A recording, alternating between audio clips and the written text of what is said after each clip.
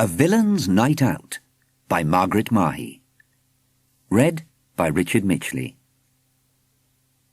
Chapter 1. One day, Miss Rogers danced into the classroom, smiling the rare smile of a teacher who has just had a cup of strong coffee and a good idea. "Pay attention," she cried to her class, "particularly you, Formby Mackinaw. I have a new project for you all, something that will improve your writing and spelling and do good to others at the same time." Formby Mackinaw groaned loudly. "Let's have grinning, not groaning," shouted Miss Rogers. "Now, is everyone listening?" All the goody-goodies in the class began grinning and listening hard. "Our school library money has been spent," cried Miss Rogers. "We just had to have a new coffee machine for the teacher's staff room, but buying that coffee machine does mean we can't afford new library books for the next 6 months. Yet we need new books. We must have new books. What on earth are we going to do?" "Close the school," muttered Formby Mackinaw. Miss Rogers ignored this brilliant idea. "We'll write the books ourselves," she cried. "Everyone in this class is going to write at least one new book. Then we will put the best of them in the library. How about that?" "Great idea, Miss Rogers," called the goody-goodies, knowing how all teachers love to be praised. "Jot down any thoughts that come to you over the next day or two," said Miss Rogers. "Then we will divide into conference groups, discuss our ideas, and, well, hey-ho for great literature and free library books. Any questions?" Formby put up his hand. "Well, Formby?" asked Miss Rogers, narrowing her eyes. "What if all the ideas we get are rude ones?" asked Formby. "Rude books are definitely not allowed in the school library," said Miss Rogers severely. "Parents would want to borrow them, and they would never be on the shelves.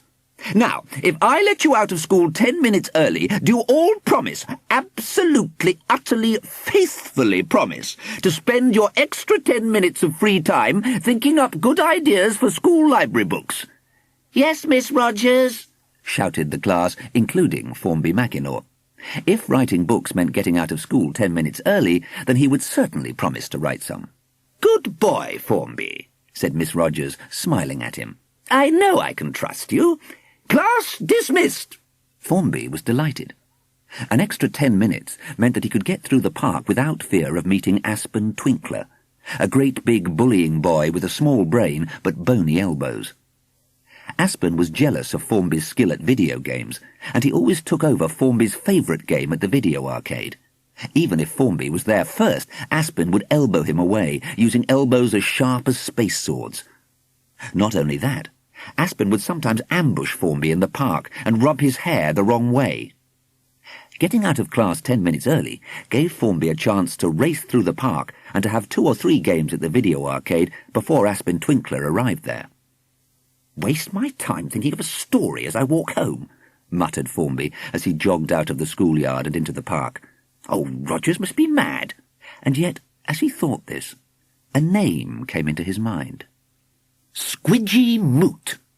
It was like being stung by a wasp. Formby came to a standstill within sight of the cactus house. At first he thought he was going to sneeze, for he often had hay fever when it was springtime, and there was a lot of pollen floating around the park. However, whatever it was that was stirring in his head seemed even more serious than sneezing. "Quidy Moot!" he exclaimed aloud, then added in a much puzzled voice, "Quidy Moot?" He shrugged. "Whatever made me think of a name like that?" he wondered.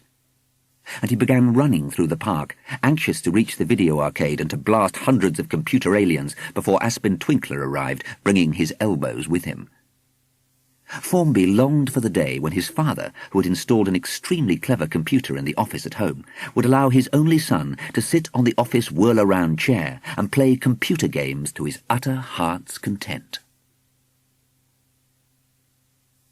Chapter 2.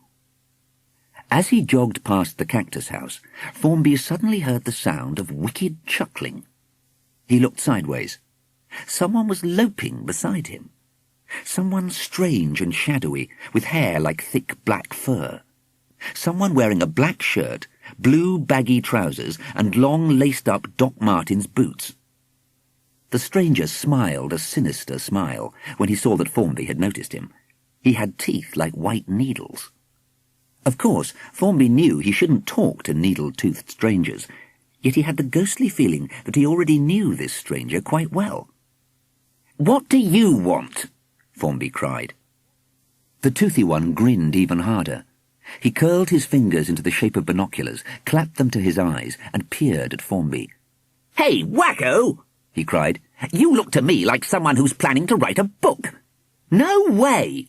Formby exclaimed. "You have to," cried the toothy one. "Someone has to write my story, and I've chosen you. Your book will be placed on the library shelves. People will read of my wicked doings and gasp with horror. Why, my wickedness might even be turned into a film or a computer game." Formby came to a standstill. "Who are you?" he asked. "What's your name?" "My name is Moot," said the sharp-toothed one. "Quidy Moot. I suddenly found myself loping along through the wide world, planning all sorts of wickedness as I loped. Hey, wacko, I thought. Some good writer has invented me. Shakespeare, probably. Immediately I decided to become a rich villain. No goody-goody heroes for me. But somehow I can't actually do my wicked doings until someone writes them down. So start writing." "Get someone else to write them," said Formby. "I'm not a writer. I play video games." "But everyone else in your class is a goody-goody," whined the sharp-toothed one. "They won't want to write about wickedness. No, you thought me up, you invented my name, so now you have to do what I tell you to do. Hurry home at once. Find that pen that writes in 7 colours and the deluxe data notebook that your Uncle Aidan gave you last Christmas. Then, hey, wacko, scribble down a lot of adventures. I don't mind how wicked you make me. And a lot of money for me at the end of the story. That's what happily ever after means." "Get lost!" cried Formby. Yet as he spoke, his head began whirling with words. He grew dizzy, sneezed, and staggered around. It was much worse than hay fever. Somehow Formby knew that the only way to get those whirling words out of his head would be to write them out. Quidy Moot gave a triumphant laugh. "Hey, wacko!" he cried yet again, and disappeared, leaving Formby in a terrible state. For he felt as if he had a mad firework shooting backwards and forwards in his head, exploding every time it bounced off the inside of his skull. He fully expected coloured sparks to spray out of his ears. "The sooner I write this story, the sooner I can get back to video games," he thought, and made desperately for home. Chapter 3.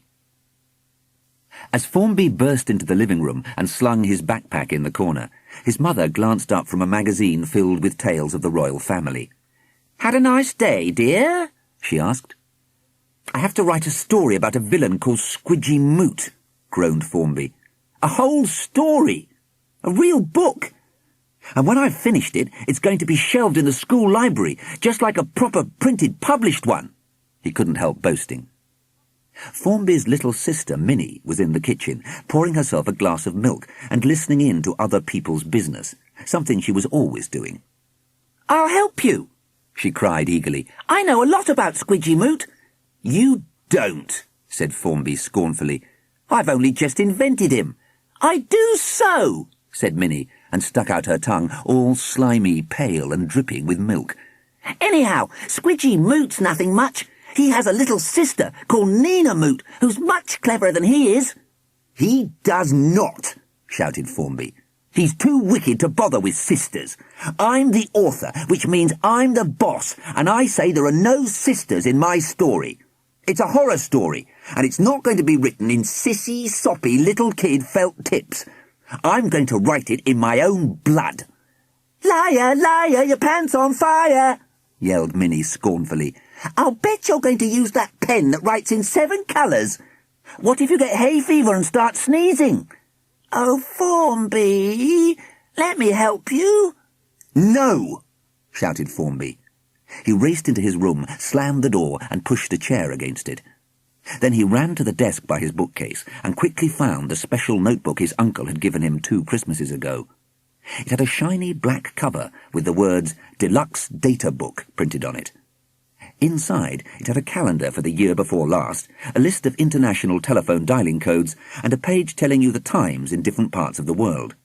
Formby drew out his special 7-colour pen, like a video game warrior drawing his zoot gun, and clicked it to blood red. Good writers have to put up with a lot of jealousy, he thought, particularly from little sisters.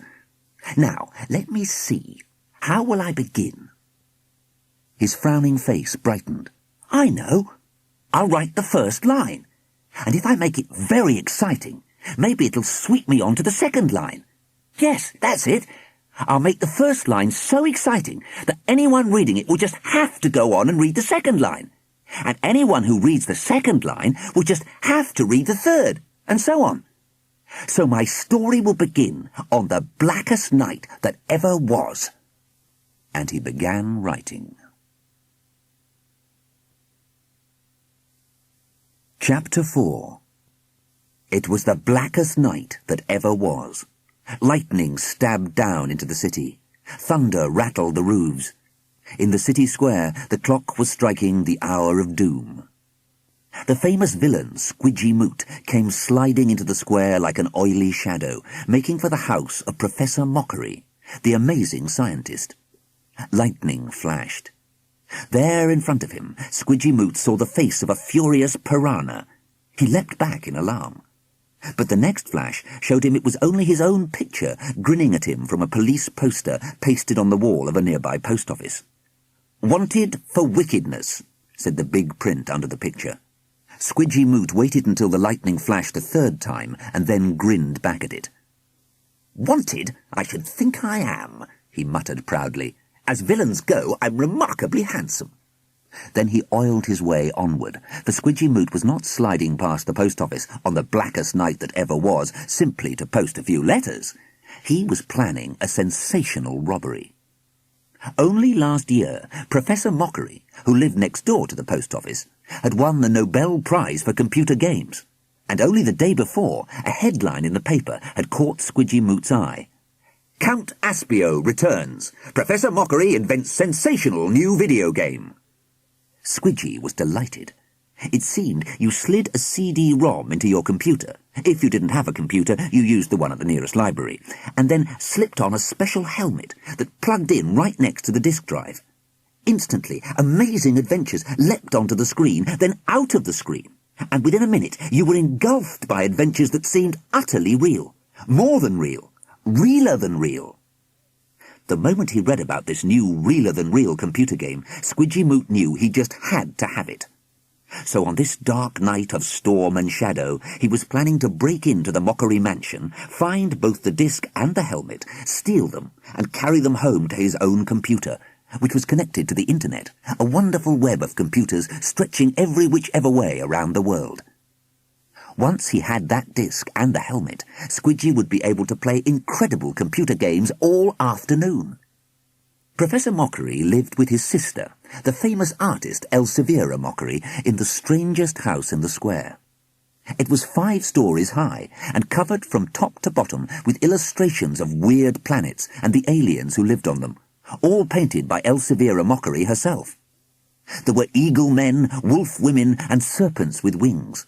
There were cat people from the planet Purpur, and a sludge dragon from Pong, the sewerage planet. Over the front door was the picture of a ferocious alien warrior with tusks, curling horns, hairy ears, and sharp, bony elbows. This hideous alien was no stranger to Quidy Moot. He immediately recognized one of Professor Mockery's famous inventions, Count Aspio, the wickedest, ugliest, most bullying warrior in the computer game universe. There he was, larger than life, and sticking out his elbows like swords. Indeed, the outside of the Mockery house looked like a sort of computer game itself. Computer game freaks and tourists came from all over the world to take photographs of it.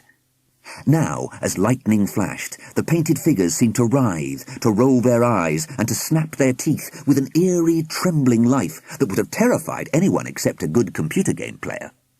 Count Aspio seemed to grimace, gnash his tusks, and joggle his sharp elbows at Quidy Moot. But Quidy simply sneered. "He's nothing but an illustration," he muttered to himself, I'm interested in wickedness, not art. Anyhow, I'm not scared of bullies." He slid in his oily way into the shadows of the ivy that tangled around the doorway, then touched the huge iron door handle, which was almost as big as his head. A lot of automatic lights cleverly switched themselves on, running pale fingers across his wicked face. Squidgy gave his wide, flickering, needle-filled smile.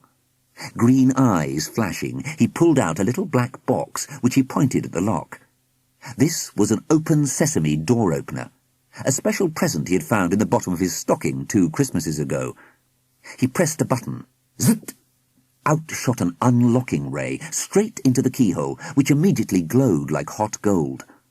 The door groaned, trying to hold itself shut, but all in vain. Kablam! The locks couldn't help themselves. They just had to explode. The door sprang open. "Aha!" cried Squidy Moot, dancing with joy. "By tomorrow, I'll be in the headlines of every newspaper in the world. Tomorrow, I will be wearing Professor Mockery's computer helmet. Tomorrow, I will be playing Professor Mockery's new realer-than-real computer game on my own computer. Hey, wacko!" He switched on a special burglar's torch and dived into the blackness beyond the doorway. The torchlight slid nervously across a notice hanging on the door of the Mockery elevator. "Lift out of order," it said. "Spies and burglars, please climb the internet to the floor you require." The torchlight revealed something astonishing. There were no stairs in the Mockery house. Instead, a huge nut tree grew from the bottom floor through what would have been called a stairwell in any other house. Staring up into the tangle of branches, Squidy Moot made out ladders nailed from top to bottom of the massive tree trunk. Certain branches led directly to doors set in the inner wall. "I suppose they think we burglars are too weak to climb an internet," muttered Squidgy. "I'll soon show them." He swarmed up the first ladder and then began scrambling, softly at first, from branch to branch, smiling as he climbed. One thing was certain. No shy, retiring Nobel Prize winner should ever have to face up to a smile like Squidy Moot's. Chapter 5. Formby sat back and looked at what he'd written. He was amazed at how good it was. Of course, he had met Squidy Moot before he actually wrote a single word on his deluxe data pages, but he had totally invented Professor Mockery, the illustrated Mockery house, and the mysterious science fiction artist Elseviera, all by himself. He felt particularly proud of the internet, growing up through the house and putting out branches at each floor. "I've made a pun. Only good writers think of things like that," he muttered to himself. "It just shows what the right first line can lead to." He particularly enjoyed the way he was somehow making secret fun of Aspen Twinkler, by turning him into the ugly illustration of Count Aspio on the wall of the Mockery house. Formby then began to draw his own picture of Count Aspio. His pen scribbled and dived and darted. After he stopped scribbling, he sat staring at his illustrations.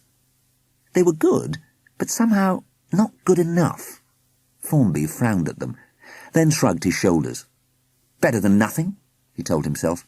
"And anyway, I'm a writer, not an illustrator." His mother came marching in without knocking, a bad habit of hers. She saw his pictures before he could hide them. "Don't you have any homework to do?" she asked. "This is homework," said Formby. "I told you that we had to write a book for the school library." He could see Minnie watching him from the doorway.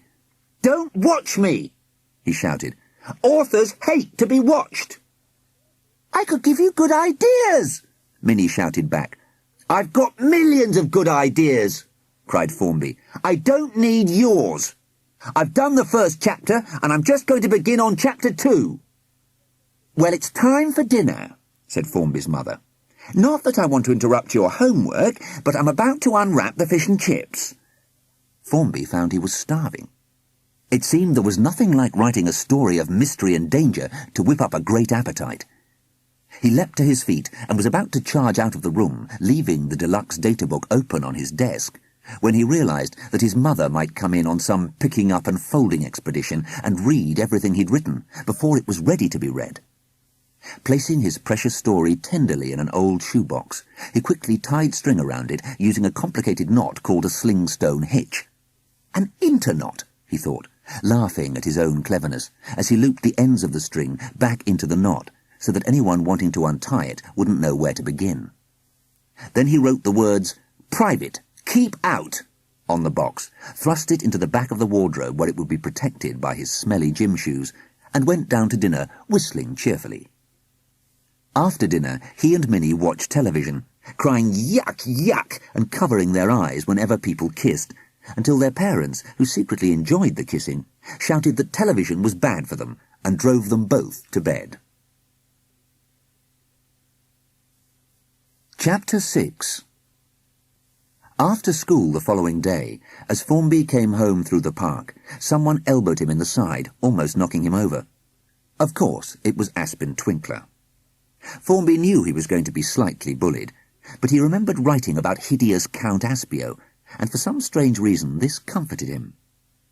It was as if he knew a mocking secret about Aspen that Aspen had no possible way of knowing about himself. "Are you going to the video arcade, Mac?" Aspen cried. "Make the most of it, because I've got to go home early today." Then he jabbed Formby again, ruffled his hair, and ran on by. That wasn't much, thought Formby bravely, and immediately planned to call in at the video arcade on the way home. But as he jogged along, holding his nose half shut in case he actually breathed in pollen and came down with an attack of hay fever, who should come bounding towards him but Quidy Moot? Formby expected him to be delighted with the way the story had begun, but Quidy Moot was swinging his arms like clubs and snapping his teeth with fury. Not only that, this time Moot was not alone. Someone was trailing behind him and copying his gestures, swinging arms like smaller clubs and snapping teeth with a smaller but even fiercer fury. Formby narrowed his eyes, trying to work out who it might be. But Quidy Moot quickly took all Formby's attention, leaping and dancing in front of him and spreading out his arms so that Formby found it hard to see past him. "How dare you!" Quidy Moot was crying. "How dare you!" "How dare you yell 'how dare you' at me?" Formby shouted back. "I've written you down, haven't I? I've described your teeth like white needles. I've arranged it so that you're in the act of breaking into a famous scientist's laboratory. You're going to steal his realer-than-real computer game. Isn't that enough for a kick-off?" "Listen, you fool," hissed Quidy Moot. "What do you suppose I found at the top of that nut tree? You do remember that internut, I suppose? The one with branches connecting the bottom to the top of the mockery house? Ha ha, very funny."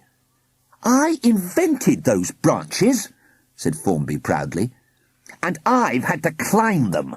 But never mind that now," said Quidy Moot. "The point is, what did I find when I got to the top?" "What?" asked Formby. "Something terrible. Something no writer, no good writer, that is, should ever allow. Something more loathsome than the sludge dragon of Pong, the sewerage planet." "What?" repeated Formby. "My little sister!" screamed Quidy Moot. "My little sister was up there waiting for me. It's bad enough to have little sisters trailing along after you when you're trying to do something wicked, but it's 1,000 times worse when a little sister gets there first. Look at her grinning." And sure enough, there, about 7 steps behind him, was a little sister, smaller than Quidy Moot, but every bit as wicked. In fact, being smaller somehow made the wickedness fiercer, more concentrated. "I want to be a villain too," she cried. "Mum says I'm allowed to." Squidy snapped his teeth and growled like a mad bear. "Get away!" he snarled at her. "I don't want you hanging around me. Go and climb into some picture book. Have a game of lammy-whammies or bunny-wunnies, or play dolls, or go and talk to little useless villains your own age." The little sister was square-shaped, with wild, tangled hair. She had points like ballpoint pens on the end of her shoes. Her teeth were just as white as Squidgy's, though not quite as long. They looked more like pins than needles. "I'm about to steal a realer-than-real computer game in this boy's story," Squidgy went on, "and I've got to do it in some amazingly clever way, or the story will fall to bits." He looked at Formby. "Why did you write her into the story?" he said. "I didn't," cried Formby. "I didn't even know you had a sister. Minnie, that's someone I know, someone little and stupid, did say you had a sister, but I didn't believe them. I've never heard of villains having little sisters." "Well, how did she get into the story if you didn't write her in?" asked Quidy Moot. "Write her out of it at once."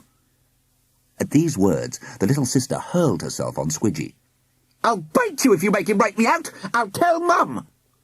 Squidgy Moot and his little sister began rolling over and over, shouting and snapping at one another.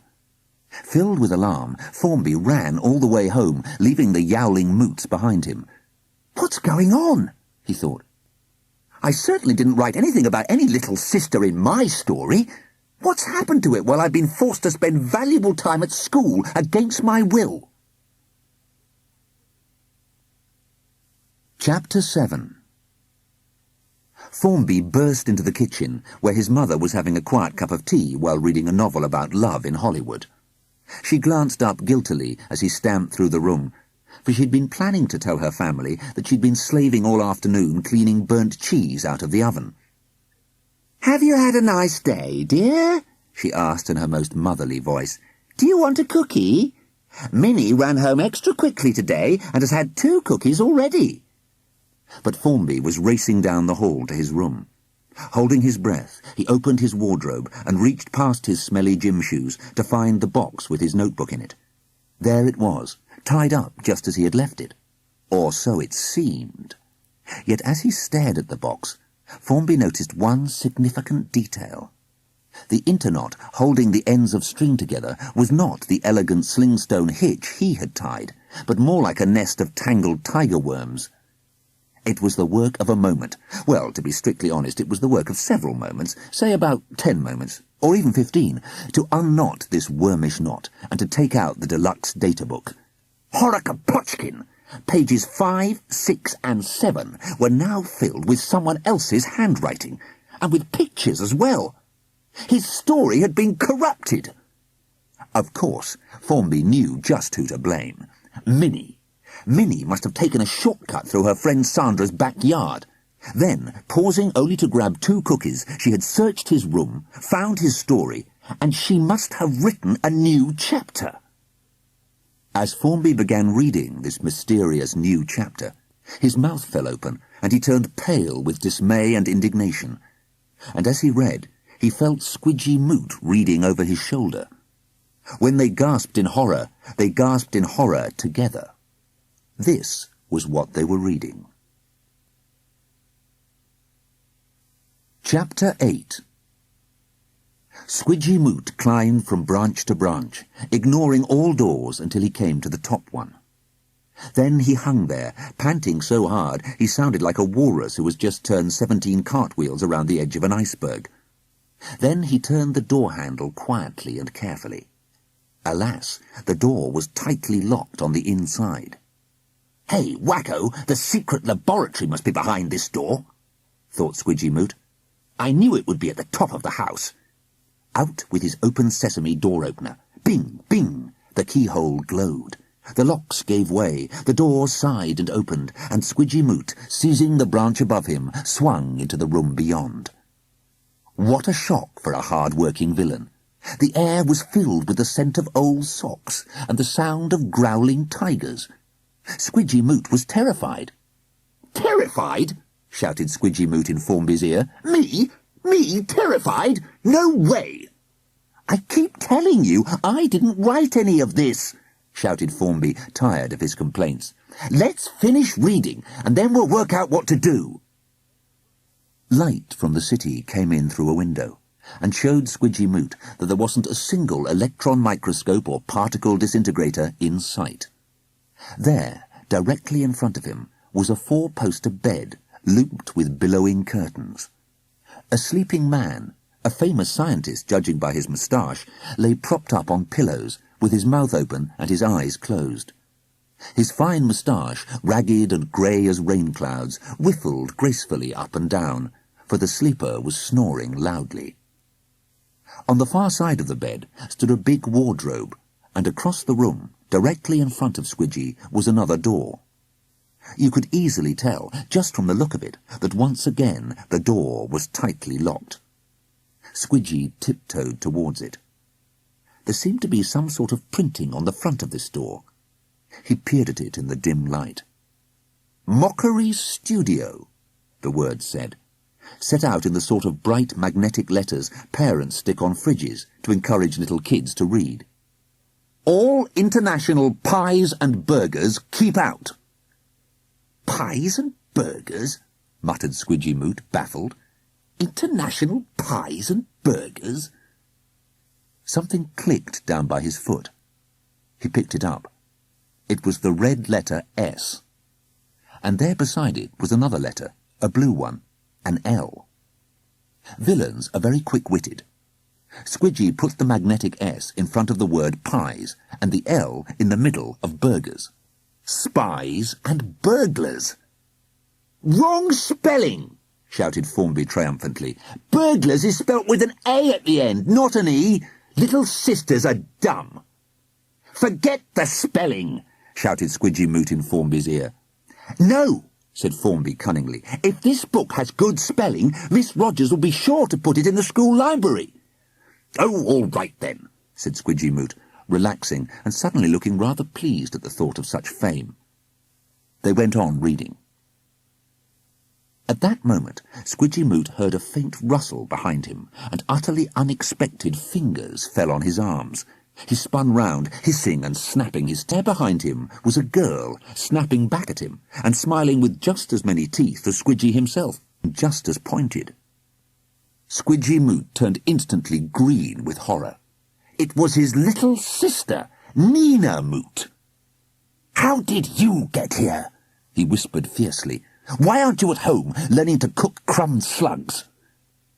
"I'm allowed to be wicked if I want to," said Nina. "Girls are allowed to have careers these days. I've got an open sesame door opener just as you have, and I want to find the realer-than-real computer game just as much as you do. And anyhow, I got here first. Ha ha ha ha ha." The new chapter ended with a burst of whispery but mocking laughter. Chapter 9. "Minnie," muttered Formby, staring at his precious deluxe databook, now defaced by someone else's handwriting. "She's taken a shortcut over the back fence of her friend Sandra's. She's found my book and written little sister bits into my story. I'll just rip them out." He seized the little sister pages firmly. "Stop! Stop!" shouted Squidgy Moot. "Don't tear those pages out, or you'll do terrible damage to us all." He was looking far more frightened than you would expect anyone who owns so many sharp teeth to look.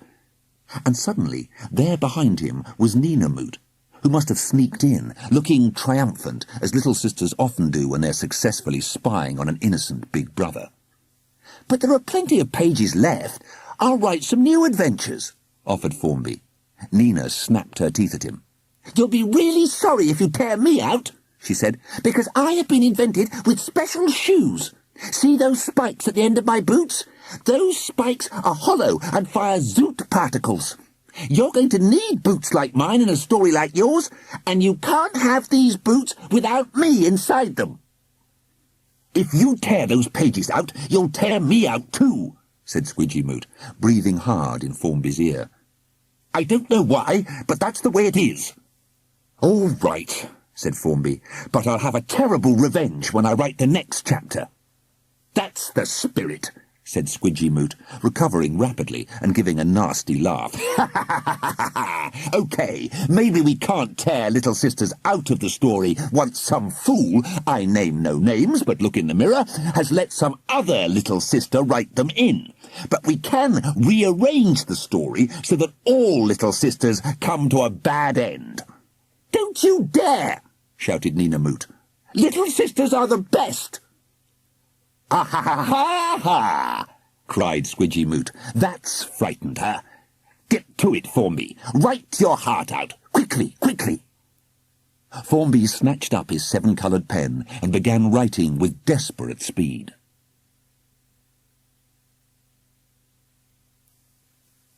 Chapter 10. Squidgy Moot stared at his sister in despair. But then his eyes brightened, and a look of great cunning passed over his face. He knew Nina had a fatal weakness. She loved it when he let her join in with his games. "All right," he whispered. "Now you're here, you can help me. I'll look through the papers on this table by the bed, where the snoring is much the worst, while you search that wardrobe over there." Nina beamed with delight. "Okay," she said, and made for the wardrobe. Squidy Moot shuffled some of the pages on the table by Professor Mockery's bed. Though he was merely pretending to look through them, he couldn't help noticing many little pads of paper, all filled with drawings. Of course, he had to keep an eye on Nina, and on Professor Mockery too, but there was something about those drawings that made him pause in the middle of his scruffling. The wild shapes and spirals seemed to mean something. But what could a lot of scribbles possibly mean? He turned the scribbles right and left, then held them out at arm's length, staring at them in an unexpected moment of dreamy wonder. Meanwhile, Nina had tiptoed to the tall wardrobe and thrown it open. Leaning far into the shadows of the wardrobe, she began a scruffling of her own. Squidy Moot pulled himself together. His eyes glowed greenly. Shaking his head to jiggle the strange spirals out of his thoughts, he ran on wicked tiptoe behind his little sister. One great push, kaplomp! Nina tumbled deep into the wardrobe. Squidgy clicked the door shut behind her, then hastily swung a heavy chair in front of it. Professor Mockery's snoring was so thunderous that the dragging of a chair could not be heard at all. All the same, Nina dared not give one of her famous eagle shrieks, just in case she woke the sleeping professor. "Let me out! Let me out!" she hissed through the crack under the wardrobe door. "I'll tell Mum!" But Squidgy just laughed. He knew his great wickedness was actually inherited from his mother, and she would be deeply proud of him for tricking his little sister and shutting her in a wardrobe. "I'll let you out later," he hissed back. "Then, hey, wacko, we can go home together, me holding the real-than-real computer game, and you trailing after me, giving admiring glances at my back. Now, to work, to work!" And he tiptoed back to the pies and burgers door. Some pies and burgers, I mean spies and burglars, might be frightened away by a big keep-out notice, but I am not the sort of villain who takes any notice of notices, he muttered softly. He had to search for his open sesame door-opener. In the excitement of his climb, and of trapping his little sister in the wardrobe, he had forgotten just which pocket he had hidden it in. But at last he found it jammed into the top of his boot, a favourite hiding place for villains wanting to conceal daggers and forged banknotes. Grinning with wickedness, he turned to the door. That door was no match for an open sesame door-opener. It popped wide open, making the same sound as a cork leaping joyously from a bottle of rare champagne. Just for a moment, Squidy Moot hesitated, the smile frozen on his face, for he thought he heard an echo bouncing back from the bedroom. An echo that sounded more like splintering timber than a champagne cork. But even the sound of splintering timber does not delay a true villain for more than 10 seconds. Looking around the room, Squidgy saw nothing to alarm him. "It was probably just some dead branch falling off the internet," he muttered to himself, and slipped into the darkness beyond the door. At last he must be, he had to be, in Professor Mockery's laboratory. "Hey, wacko!" said Squidy Moot, relaxing and slapping Formby on the shoulder. "Well done! We can relax again." He grinned triumphantly at Nina. "Have fun in the wardrobe!" "Okay, you laugh while you've got the chance," Nina cried. "I'm going to tell Minnie, so watch out! Our revenge will be terrible!" She stormed out of the room. But Formby barely noticed her go. He was bent over his deluxe data book, for now he had his trusty pen in his hand, he just couldn't stop writing. The story had seized him in its teeth, and he was captured by the excitement of it. The only way to find out what happened next was to keep writing. So Formby wrote on. Chapter 11. Squidgy let the torchlight run around this new room. The walls seemed to be set with screens, all heavily framed and all turned off. Squidgy barely noticed them, for he found himself confronted by a dozen strange shapes set out on special stands. They must be inventions, he thought. Now, which ones are worth stealing? He knew the realer-than-real computer game would be a silver disc, easy to slide into the computer. And the helmet, which was part of the game too, would surely be easy to recognize. It would look like a space helmet of some kind, but it would have a plastic cord complete with power plug leading out of one of its ears. Once he had put on the helmet and plugged it in, he would be transported into the realer-than-real world, and realer-than-real adventures would begin. Yet none of the inventions in front of him looked in the least like silver discs or plug-in helmets. Indeed, as inventions go, they were puzzling. There was one that shone in the light of his torch like a double spiral of silver and gold. There was another that leapt up in a fountain of scarlet and emerald wire. How could glittering spirals and fountains possibly fit into a computer?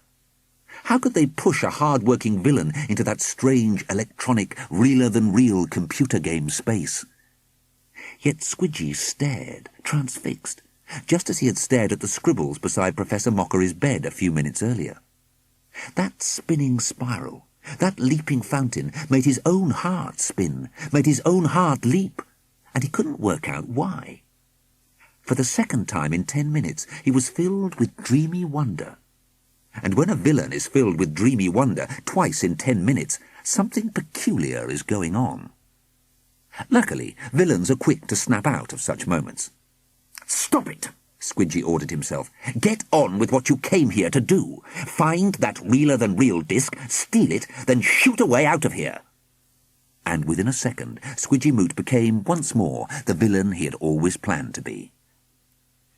Formby put down his pen and looked at the new pages with satisfaction. "A little sister locked in the wardrobe, a villain back on his villainous trail," he cried. "And after I've had dinner and wiggled my fingers a little, I'll write the part where you find the disc, and if any more little sisters try to force their way into our story, we'll push them all into wardrobes." "Yeah, about time too," said Squidgy Moot. He was looking unexpectedly thoughtful. "But what about these spirals and fountains and things? What's this dreamy wonder that keeps pushing its way in? I can't work it out." "Oh, forget the dreamy wonder," said Formby rather impatiently, for he thought he deserved much more praise than he was getting. "I somehow felt you mustn't find the helmet absolutely straight away, so I put the spirals and fountains in to take up a bit of space. Writers do that." "I can't just forget dreamy wonder," objected Squidgy Moot.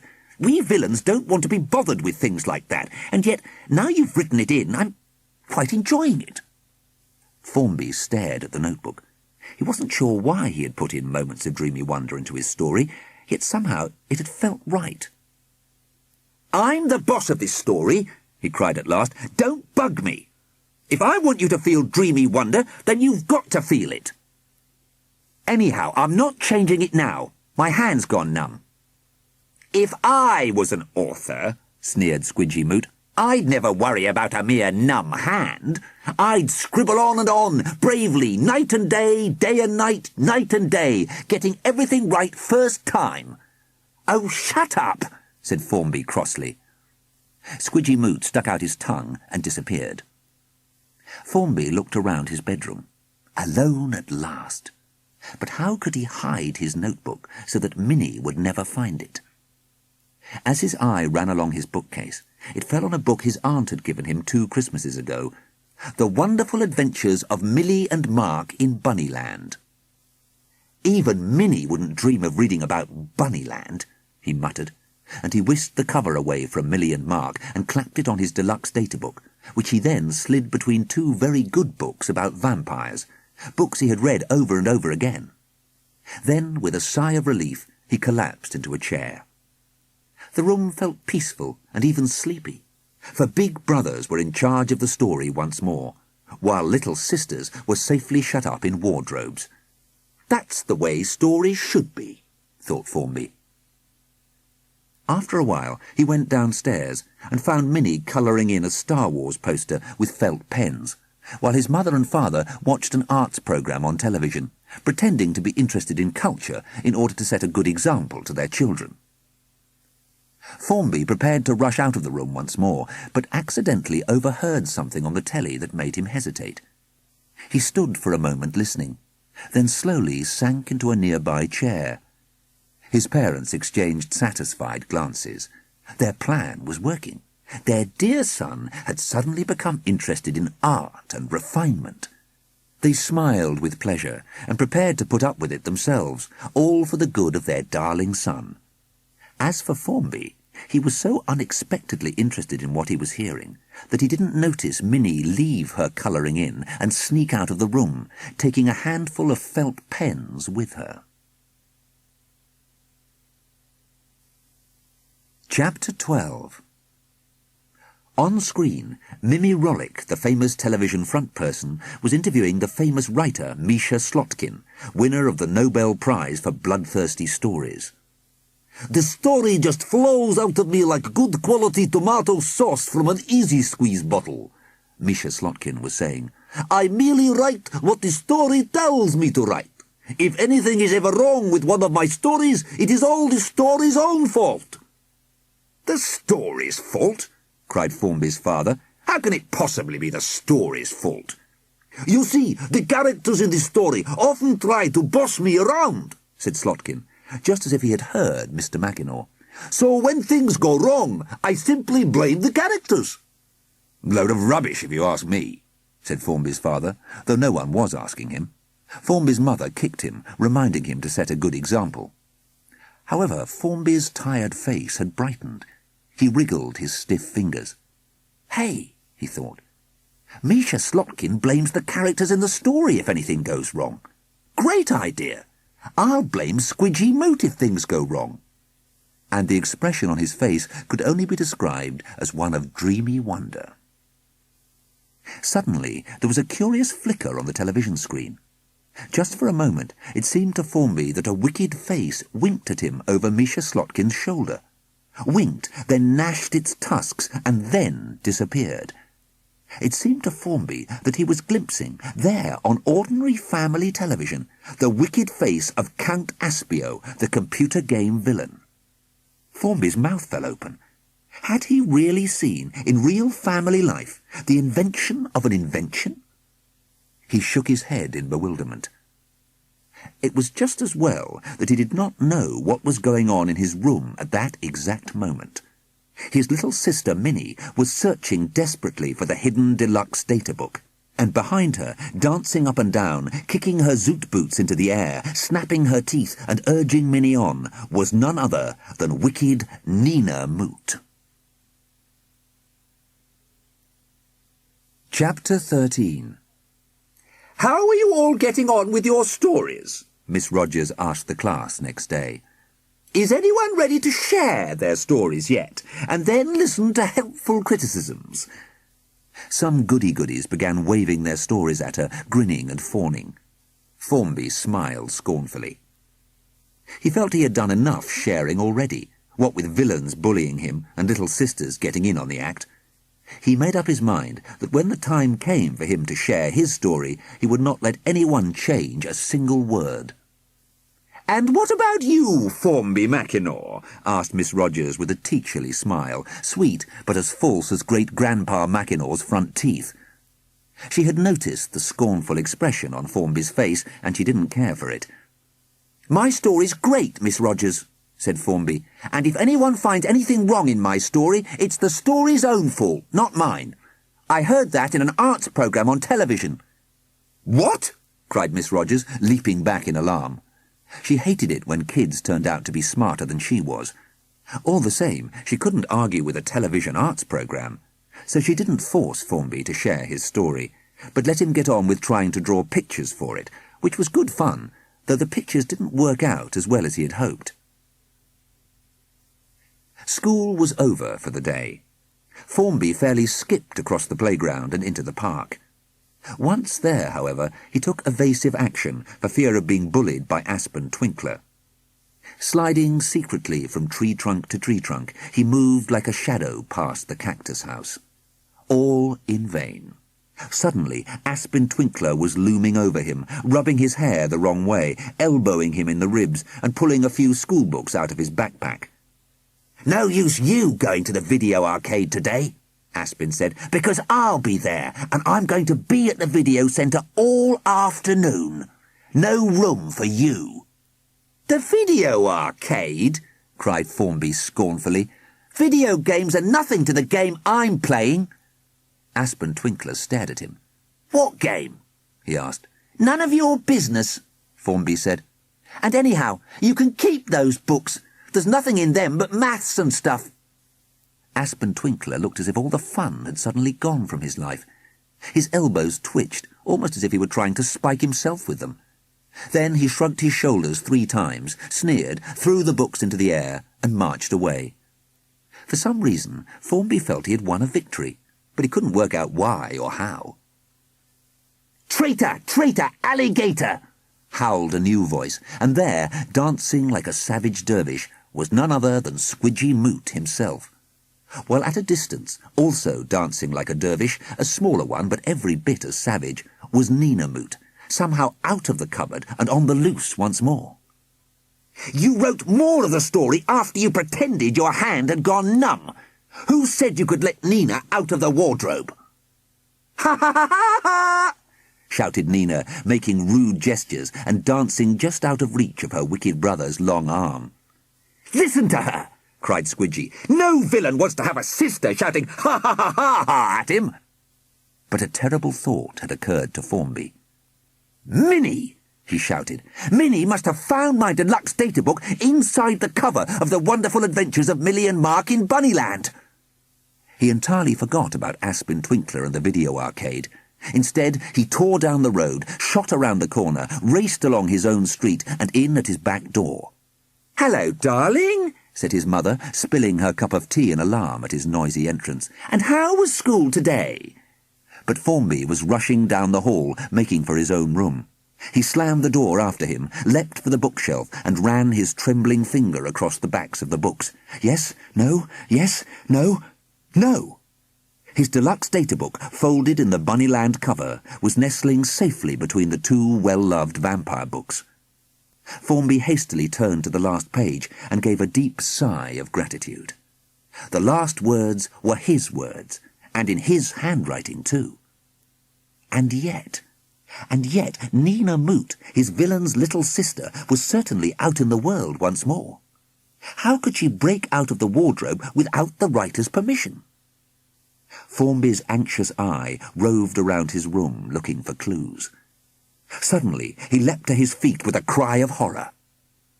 "My pen that writes in 7 colours!" he cried. "It's not here! Who's taken it?" "Great!"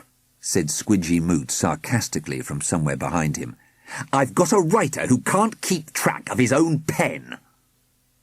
Gritting his teeth, Formby carefully slid his deluxe data book, folded in its Bunnyland cover, back into his collection of vampire books. Then he tiptoed down the hall and peeped into Minnie's room. It was empty. She was probably off with her friend Sandra. But had she written another chapter of the story, tricking it into doing what she wanted it to do by using his pen? Lying on Minnie's pink desk, between the plastic spaceman with the zoot gun and her pale blue plastic unicorn with flowers in its mane, was Formby's pen that wrote in 7 colours. He snatched it up desperately. He had been writing in blood red when he last wrote anything, but now the pen was clicked to purple. "So that's how Minnie has added a piece onto my story," Formby hissed. "Now where can she have hidden the piece she's added on?" He began to search wildly in her desk drawers, throwing out pages of notepaper with bunnies and Bambis in the top corner of each page, a present from a distant aunt who didn't know Minnie at all well. He found a secret packet of jelly beans and paused long enough to eat all the black ones by way of revenge. Then he swept on, crawling through Minnie's wardrobe, twisting among her dresses and overalls, and kneeling on her shoes, and searching relentlessly. At last he even wriggled under her bed, where he found a lot of dust and cat hair, but no hidden stories. By the time he pulled himself out, he was so covered with fluff and cat hair, he looked rather like a fluffy alien from the planet Purpur. He even had whiskers of thread and a moustache of duvet down. And then, just as he was about to groan and give up, Formby saw the corner of something sticking out from under Minnie's pillow. It was a girl's diary in a yellow plastic cover, and it was wound around with a green velvet hair ribbon tied in an interknot like a nest of tiger worms. With a yell of triumph, Formby snatched it up and carried it back to his own room. After breaking a fingernail on the knot, he simply lost patience and tore the ribbon away. Then, collapsing into his chair, he began to read. And as he read, he felt Quidy Moot peering over his left shoulder and reading along with him, so that when they gasped in horror, which they were forced to do from time to time, they both gasped as one. Chapter 14. Shut in the blackness of the wardrobe, the victim of a big brother's treachery, Nina Moot tried to work out just which way up she was. It was not easy. She had turned head over heels when Squidgy pushed her. And not only that, she was made dizzy by the smell of socks and sneakers. Suddenly she remembered her shoes, a birthday present from her wicked godmother. After all, those shoes did fire zoot particles through the points in their toes. Facing what she believed to be the wardrobe door, Nina wriggled her toes inside the shoes until they were poised over secret buttons set into the soles. Then she pressed down with her muscular big toes. Fitz! Fitz! Zoot particles shot out in 2 glittering streams. Faintly she heard in the distance a door bursting open with the same sound a cork makes as it leaps joyously from the neck of a bottle of vintage champagne. But Nina's particular door stayed tightly closed. It was the wardrobe floor that opened wide. It crackled, it splintered, it vanished away. Suddenly, Nina was somersaulting down, down, down, a lot of shoes and socks falling around her. She was tumbling right through the hole in one floor, while from far below another floor was rising to meet her. Brave though she was, she couldn't help letting out an eagle shriek of surprise, and her shriek was answered. Crash! Thud, thud, thud, thud, thud! The crash was not one of those hard, scraping crashes, however, but a soft, pillowy one. Nina had tumbled onto an unmade bed covered with blankets, duvets, and downy pillows. Thud, thud, thud! That was the sound of Professor Mockery's shoes raining down on top of her. "Hey, wacko!" she exclaimed in despair, folding her arms over her head and shrinking down among the bedclothes. "Hey, wacko to you too," said a voice. "Lovely of you to drop in." A woman wearing a wide grin along with the white smock of a scientist was peering at her over clever-looking glasses with thick tortoise-shell rims. "Most people, villains, spies, burglars and rascals of that kind, try to climb up the internet and blow up the door," she said, helping Nina out from under the pillows and shoes and standing her on her feet once more. "You were the first one ever to come in through the ceiling." "Who are you?" asked Nina. "I am Professor Mockery," said the woman. Nina stared at her in amazement. "But Professor Mockery is a man!" she cried. "I have seen him on television, collecting the Nobel Prize for the year's best computer game." A weary expression passed over the woman's face. "That's another Professor Mockery. My big brother, Waldo," she said. "I am Elseviera. But people always think anyone with a moustache like Waldo's is bound to be a great inventor. People believe in moustaches. Of course, I could easily invent a way to grow a moustache myself, but it would take up valuable inventing time, and by now I can't be bothered." Nina looked around her. She was now in a huge high room filled with mysterious scientific stuff. It must be behind one of the doors she had seen when climbing from the top to the bottom of the internet. At one end of this great room stood a machine shaped like a tubby spaceship and connected by a lot of white snaky extension cords to a place in the wall where about 6 plugs clustered, looking as if they were all trying to squeeze themselves into the same socket. Professor Elsevier saw Minnie notice this machine. "By this time next year, people all over the world will be connecting their computers to devices like that one," she remarked, jerking her thumb at it carelessly. "It's a wonderful new piece of computer game technology. I call it the realer-than-real pod." Benches covered with transistors, cryogenic units, microsonic relays, and a few electron microscopes ran around the room, while screens set into the wall were playing a variety of alarming video games, all with the sound turned off. Just inside the door stood a steel frame, supporting a large helmet with blue goggles and with wires trailing from it. Beside this helmet stood a vast desk, which looked as big as a rugby field, and which was covered with crumpled newspaper. Nina could see a loaf of French bread as long as a broomstick, a salt cellar, and a large easy-squeeze bottle of tomato sauce. The wall behind the desk was covered with large coloured pictures, drawn with crayons and felt pens, and looking as if they had been left there for weeks. The biggest one showed a ferocious warrior with hairy ears, curling horns, and remarkably sharp elbows. She recognised him at once. Count Aspio, the computer villain, whose picture was painted on the outside of the Mockery house. "Sorry about the mess," said Professor Mockery, looking rather guiltily towards her desk. "I don't really have time to cook, so I often make do with fish and chips, squirted all over with lashings of tomato sauce and an extra pinch of salt. And now, since you dropped in without letting me know you were coming, I am going to try out a segment of my new realer-than-real game on you." Before Nina could argue, Professor Elsevier had snatched up the helmet from the hat stand, popped it on Nina's head, slapped the tin ears over Nina's ears, flipped the goggles down over Nina's eyes, and had plugged Nina into the realer-than-real pod. Nina turned cold with horror.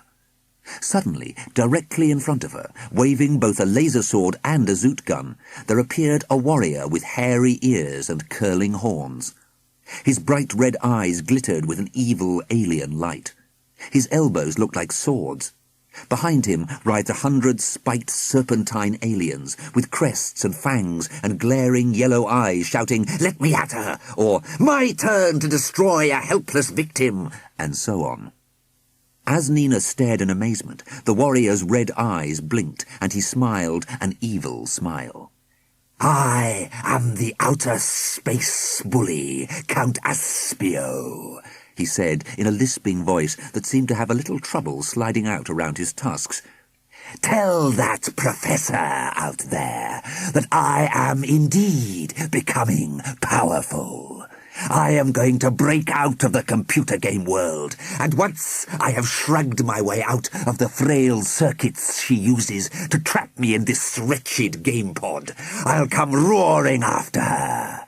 I'll elbow her with my laser elbows. I'll toss her scientific notes into another dimension. Tell her to beware." He stretched out his hand, which had great long sharp nails on every finger, and he pointed his forefinger at Nina. Somehow Nina knew at once that those nails could be fired like arrows. Though normally very brave, she couldn't help letting out an eagle shriek and swinging her arm across her face. To her surprise, a shield shaped like a dartboard was strapped to her arm. Bing, bing, bing went the fingernail darts, pinging into it. But then she felt the helmet being whisked away.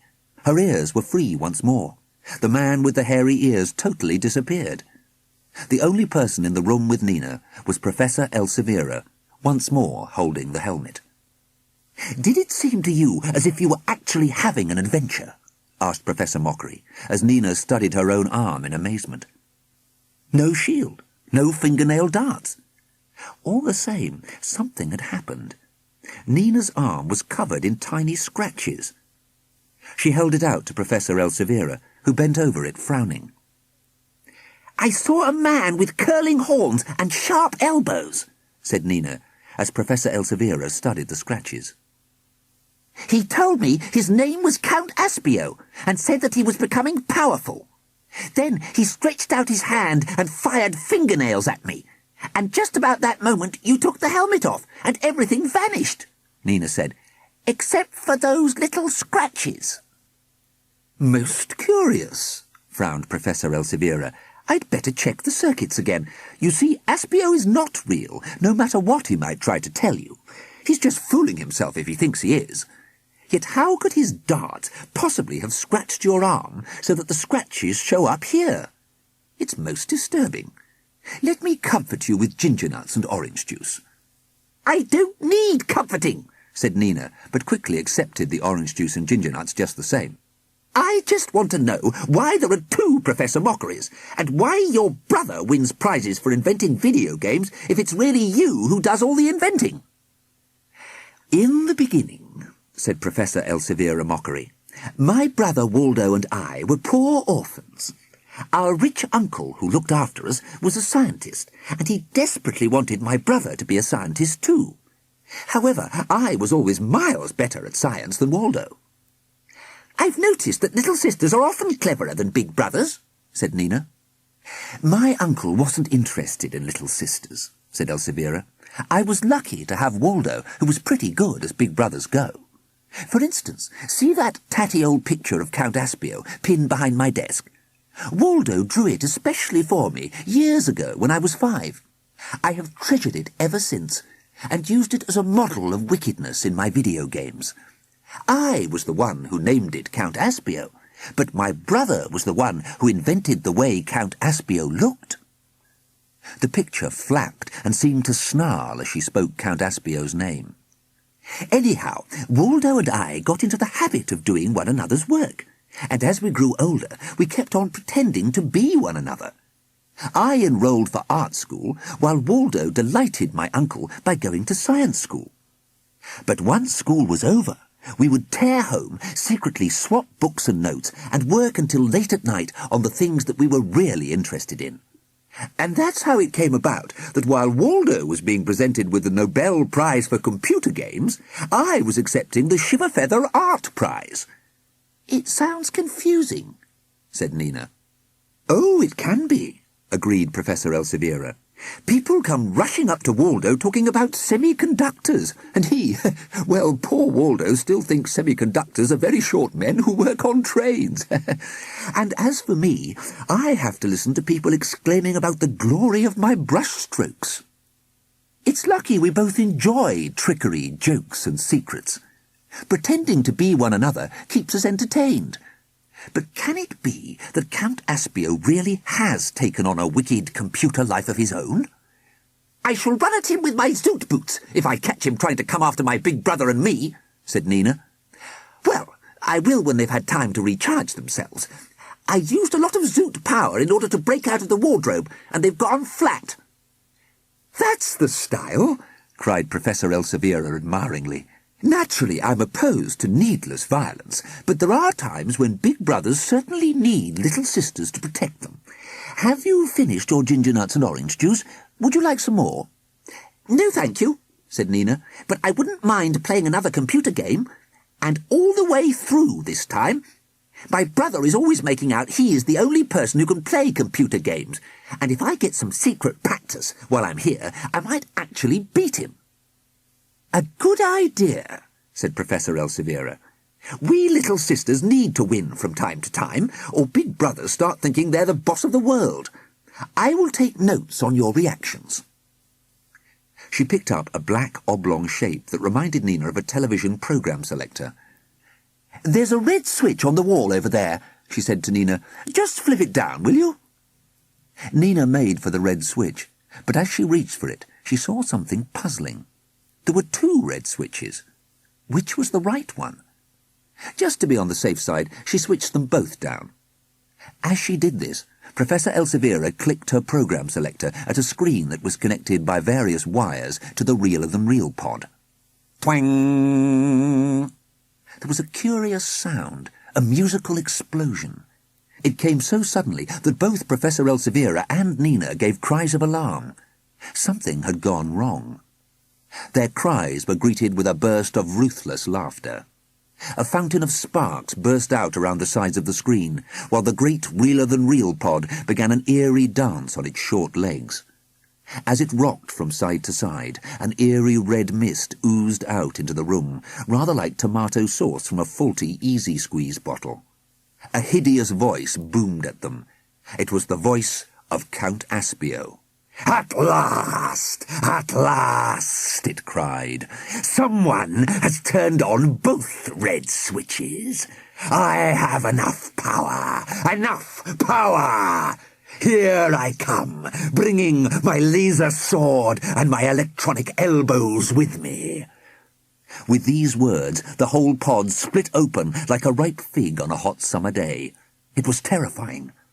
"Keep your distance!" cried Nina bravely, planning to fire a warning shot from her zoot boots. But the boots were not yet recharged properly. They made a particularly rude noise and went limp on Nina's feet. She had to curl her toes to keep them on. "Oh dear," said Professor Elseviera as Count Aspio bore down on them. "I think we're doomed." "Let's run!" cried Nina. "You should always run when you're doomed. And my boots need another 10 minutes to recharge. A bit of desperate running will help them." As she began to run, desperately, round and round the laboratory, she felt her faithful boots tighten up once more. Count Aspio snarled, waved his laser sword, and leapt towards them. "Perhaps you're right," said Professor Elseviera. She began to run too.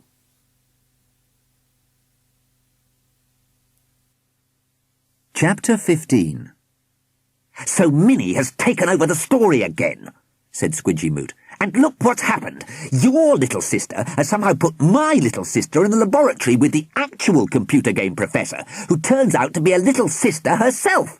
And they're having adventures. Meanwhile, I'm stuck upstairs with a snoring brother who is a professor of the wrong kind. Do something! Do something!" "I can't tear these pages up, or I'll damage the story," said Formby. "I know. I'll scribble them out." He seized his pen. "No!" yelled Quidy Moot. "No! Don't do that! Scribbling out would be agony to me, and I can't stand agony. Let's have revenge.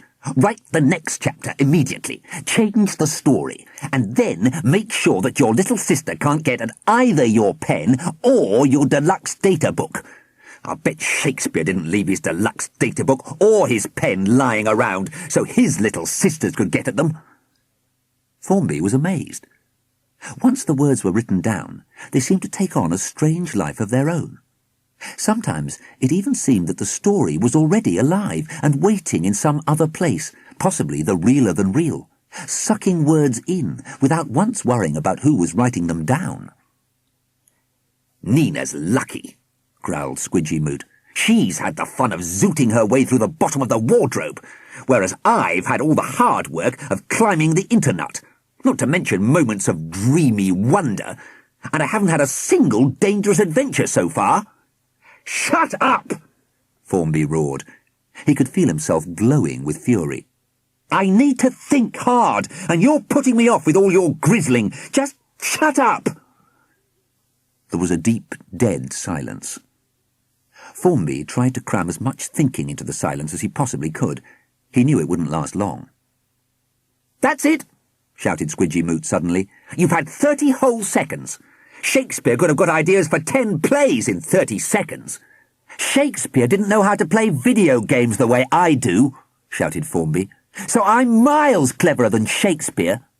Anyway, I have got an idea, actually, a really good one too. Good enough to count as inspiration. But it's an absolute dead secret." "Tell me! You can trust me!" Quidy Moot cried. "No way!" exclaimed Formby. He felt smug. He looked smug. "Just crawl back into the story right now. You'll feel the full force of my inspiration later this evening." And off he went, grinning craftily, certain he had a way to defeat Minnie at last. That evening after dinner, while Minnie was in her room having a secret feast of jelly beans and wondering why there were no black ones, Formby slid up slyly beside his father. "Dad?" grunted his father, his eyes fixed on the television screen. Formby's parents were now watching a series about drug smugglers. Formby had often heard them telling other grown-ups that no one with any good sense would waste time watching this programme. However, when the right time came, they pulled the curtains across, so that no one looking in from the street could see them watching it, slumped down before the screen and secretly enjoyed the excitement of it all. "Dad, can I watch with you?" "Certainly not," cried Formby's father, sitting up much straighter in his chair. "This is a programme of unsuitable violence. I wouldn't watch it myself, if your mother didn't enjoy it so much." "Oh, Dad, do let me watch," moaned Formby, dancing in front of his father and making sure he was right in front of the screen. "Don't pester me," moaned his father, stretching his neck and swaying from right to left as he struggled to peer around Formby. "Can't you find something useful to do?" "Well, could I go into your office and work on your computer?" begged Formby. "I know how to turn it on. I use computers at school." "Yes, yes," said Formby's father, anxious that his dear son should stop dancing in front of an unsuitable programme. Over Formby's shoulder he caught a glimpse of someone holding a plank with a nail in the end of it. "Quickly, off you go right now." So off went Formby. Out in the shadowy hall, Quidy Moot appeared and began sliding along behind him. "See how clever I was over that?" Formby muttered out of the corner of his mouth. "Minnie is utterly forbidden to use the computer because everyone knows little sisters are useless with technology." He quietly tiptoed into the office. The computer sat by itself on a small table, with a proper office whirl-around chair drawn up to it. Formby turned it on. Lights flashed. Mysterious messages appeared, flickered, then vanished, as the computer warmed itself up. At last he was confronted by a wonderful blank screen. Formby suddenly felt full of pleasure. In behind that empty screen was a story longing to break through, and he, Formby, was just the one to help it. But at that moment, the screen gave a curious blue flash and began to fill with numbers, with zeros and ones, some of them crowding together, while others separated out, so that within a second there were dark and light patches all over the screen. A face began to take shape, a face with hairy ears and curling horns. The eyes blinked, the mouth stretched into a wicked smile, the lips moved, but there was no sound. Then letters began to appear along the bottom of the screen, just as if Formby was tapping in a message. "Click on me," the letters said. "No way!" cried Formby. The devilish black eyebrows rushed together and collided over the nose. At the bottom of the screen, new words formed. "You'll be sorry. I know you. You often invade my space with your video game playing. I'll get my own back. Soon I will be invading your space, and I will bring my elbows with me. You won't enjoy my game. Ha ha! Ha ha!" The face and the lines of print flashed and disappeared. Formby sat back, puffing his cheeks out and staring at the empty screen. "Did you see that?" he asked. "Or did I dream it? Perhaps I did. It was Count Aspio. He isn't just an idea in the story. He's appearing in my real life, looking more and more like Aspen Twinkler." "Forget your real life," commanded Quidy Moot. "Don't be selfish. Get on with the story. But hey, no falling onto beds for me. I hate bouncing about. Make something exciting happen to me in the art gallery. Something much too exciting for a little sister to bear. But definitely no beds." "I'll begin with a meanwhile," Formby promised him. Chapter 16. Meanwhile, Quidy Moot, still exploring the top of the mockery house, had suddenly leapt backwards with a cry of fear. It had seemed for a moment that wicked Count Aspio himself was looking in at him from one of the screens on the wall. There was that ugly face with its pointed teeth and straggling hair. There were its laser elbows. And then, for the first time since he had come into that room, Quidy Moot understood that the dark, heavily framed screens around the walls were not screens at all. They were large pictures. He was in an art gallery of some kind. Though this Count Aspio was a mere painting, he was so well painted, Quidy could scarcely bear to look at him. Swivelling his green eyes, he looked uneasily at the picture next to it. Once again he leapt backwards with a cry of fear.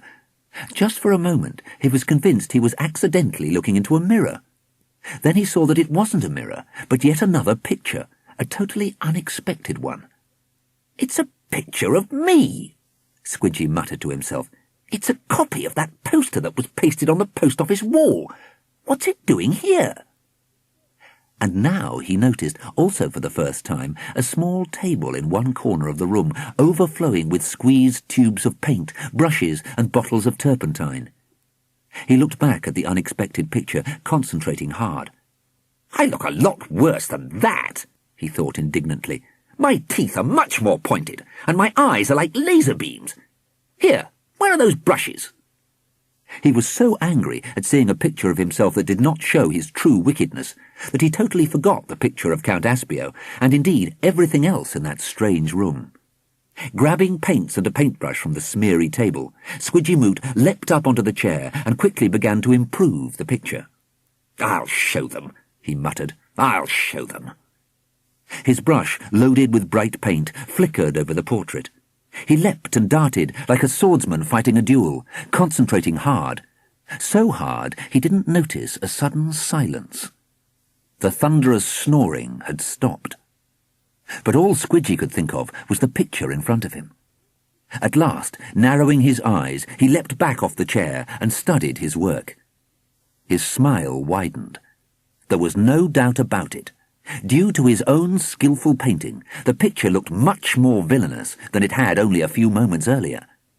Hey, wacko, he thought, I'm really good at this. There was a rapid rushing sound behind him. Something like a great flopping wing came down over him. Arms like bands of steel closed around him. Something or someone swept Quidy Moot off his feet and hoisted him into the air. Help! Screamed Quidy Moot, for he was sure Count Aspio had suddenly broken out of the portrait and seized him, and he struggled in a grip so ruthless he felt his nose going numb. Chapter 17. Formby pushed the whirl-around chair back, then whirled around on it 27 times. Bingo! He cried. Now hang on a bit, cried Quidy Moot, trying to slow him down. This is getting out of hand. All I want to do is to steal that realer-than-real computer game, sell it for hundreds of thousands of dollars, and make off into the wild unknown. Of course, I'm glad I improved that picture, though, he added in an unexpectedly thoughtful voice.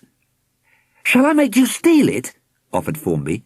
You could probably sell it to a secret collector for $1 million. Quidy Moot staggered, as if the sludge dragon of Pong, the sewerage planet, had suddenly breathed on him. What? He cried. Do you mean someone would pay $1 million for a mere picture? Galleries and museums do it all the time, said Formby. Pictures aren't just pictures, they're art. I didn't know you could get money through art, Quidy Moot cried. I thought you had to be a villain to become rich. Rescue me from Count Aspio. Don't leave me dangling. Get my feet back onto the floor. Formby, called his mother's voice, for the unsuitable television programme was over, and she was on her motherly warpath again. Formby, it's bedtime. Hey, wacko, cried Quidy Moot in despair. But Formby carefully saved his chapter, giving it the file name Moot. Then he pressed the proper buttons, and his father's laser printer winked a little red eye at him. Within a few minutes, Formby was holding his new chapter printed out on pure white pages. It looked so good. But he was totally exhausted, worn out by literature and all the argument that went along with it, so he went to bed, where he slept all night. Though Quidy Moot did his best to get into his dreams and complain about the story, Formby was so tired that all his efforts were in vain, and Quidy was left dangling, hating every minute of it. Chapter 18. The following morning, as Formby went to school, a hand descended on his backpack, and then an elbow jabbed him in the ribs. Of course, it was Aspen Twinkler, suddenly becoming a morning bully as well as an after-school one. Have you chickened out on video games? He cried. Don't blame you. You'll never be as good as me. I'm doing something that's miles more fun than video games, said Formby bravely, though he knew it might lead to more elbowing. You couldn't do what I'm doing, not in 1,000,000 years.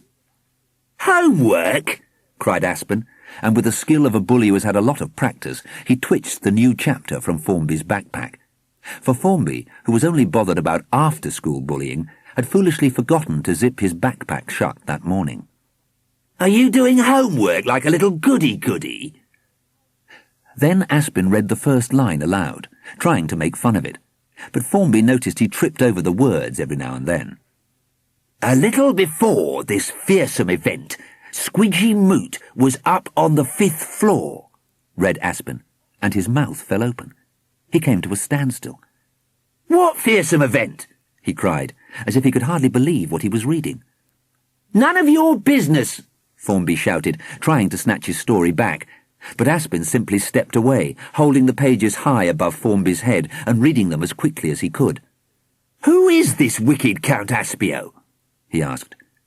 Formby looked at the pages in Aspin's hand, then thought of the computer in his father's office at home. Really, he had nothing to worry about. The entire chapter was safely stored inside the computer, and he could easily run off another copy. He stepped out of Aspin's reach, laughing as he did so. "Keep it and read it," he shouted. "You might learn something, and that would be pretty remarkable for someone who thinks with their elbows." Then, feeling he'd been brave enough, considering how early in the day it was, he raced away at top speed, leaving Aspin behind him. He had only just settled down at his desk when Miss Rogers came dancing into class, very active and alert because of all the coffee she'd been drinking in the staff room. "Now, how are those books coming along?" she asked. "I have written 14 pages, said Lorna Winkle, a well-known goody-goody.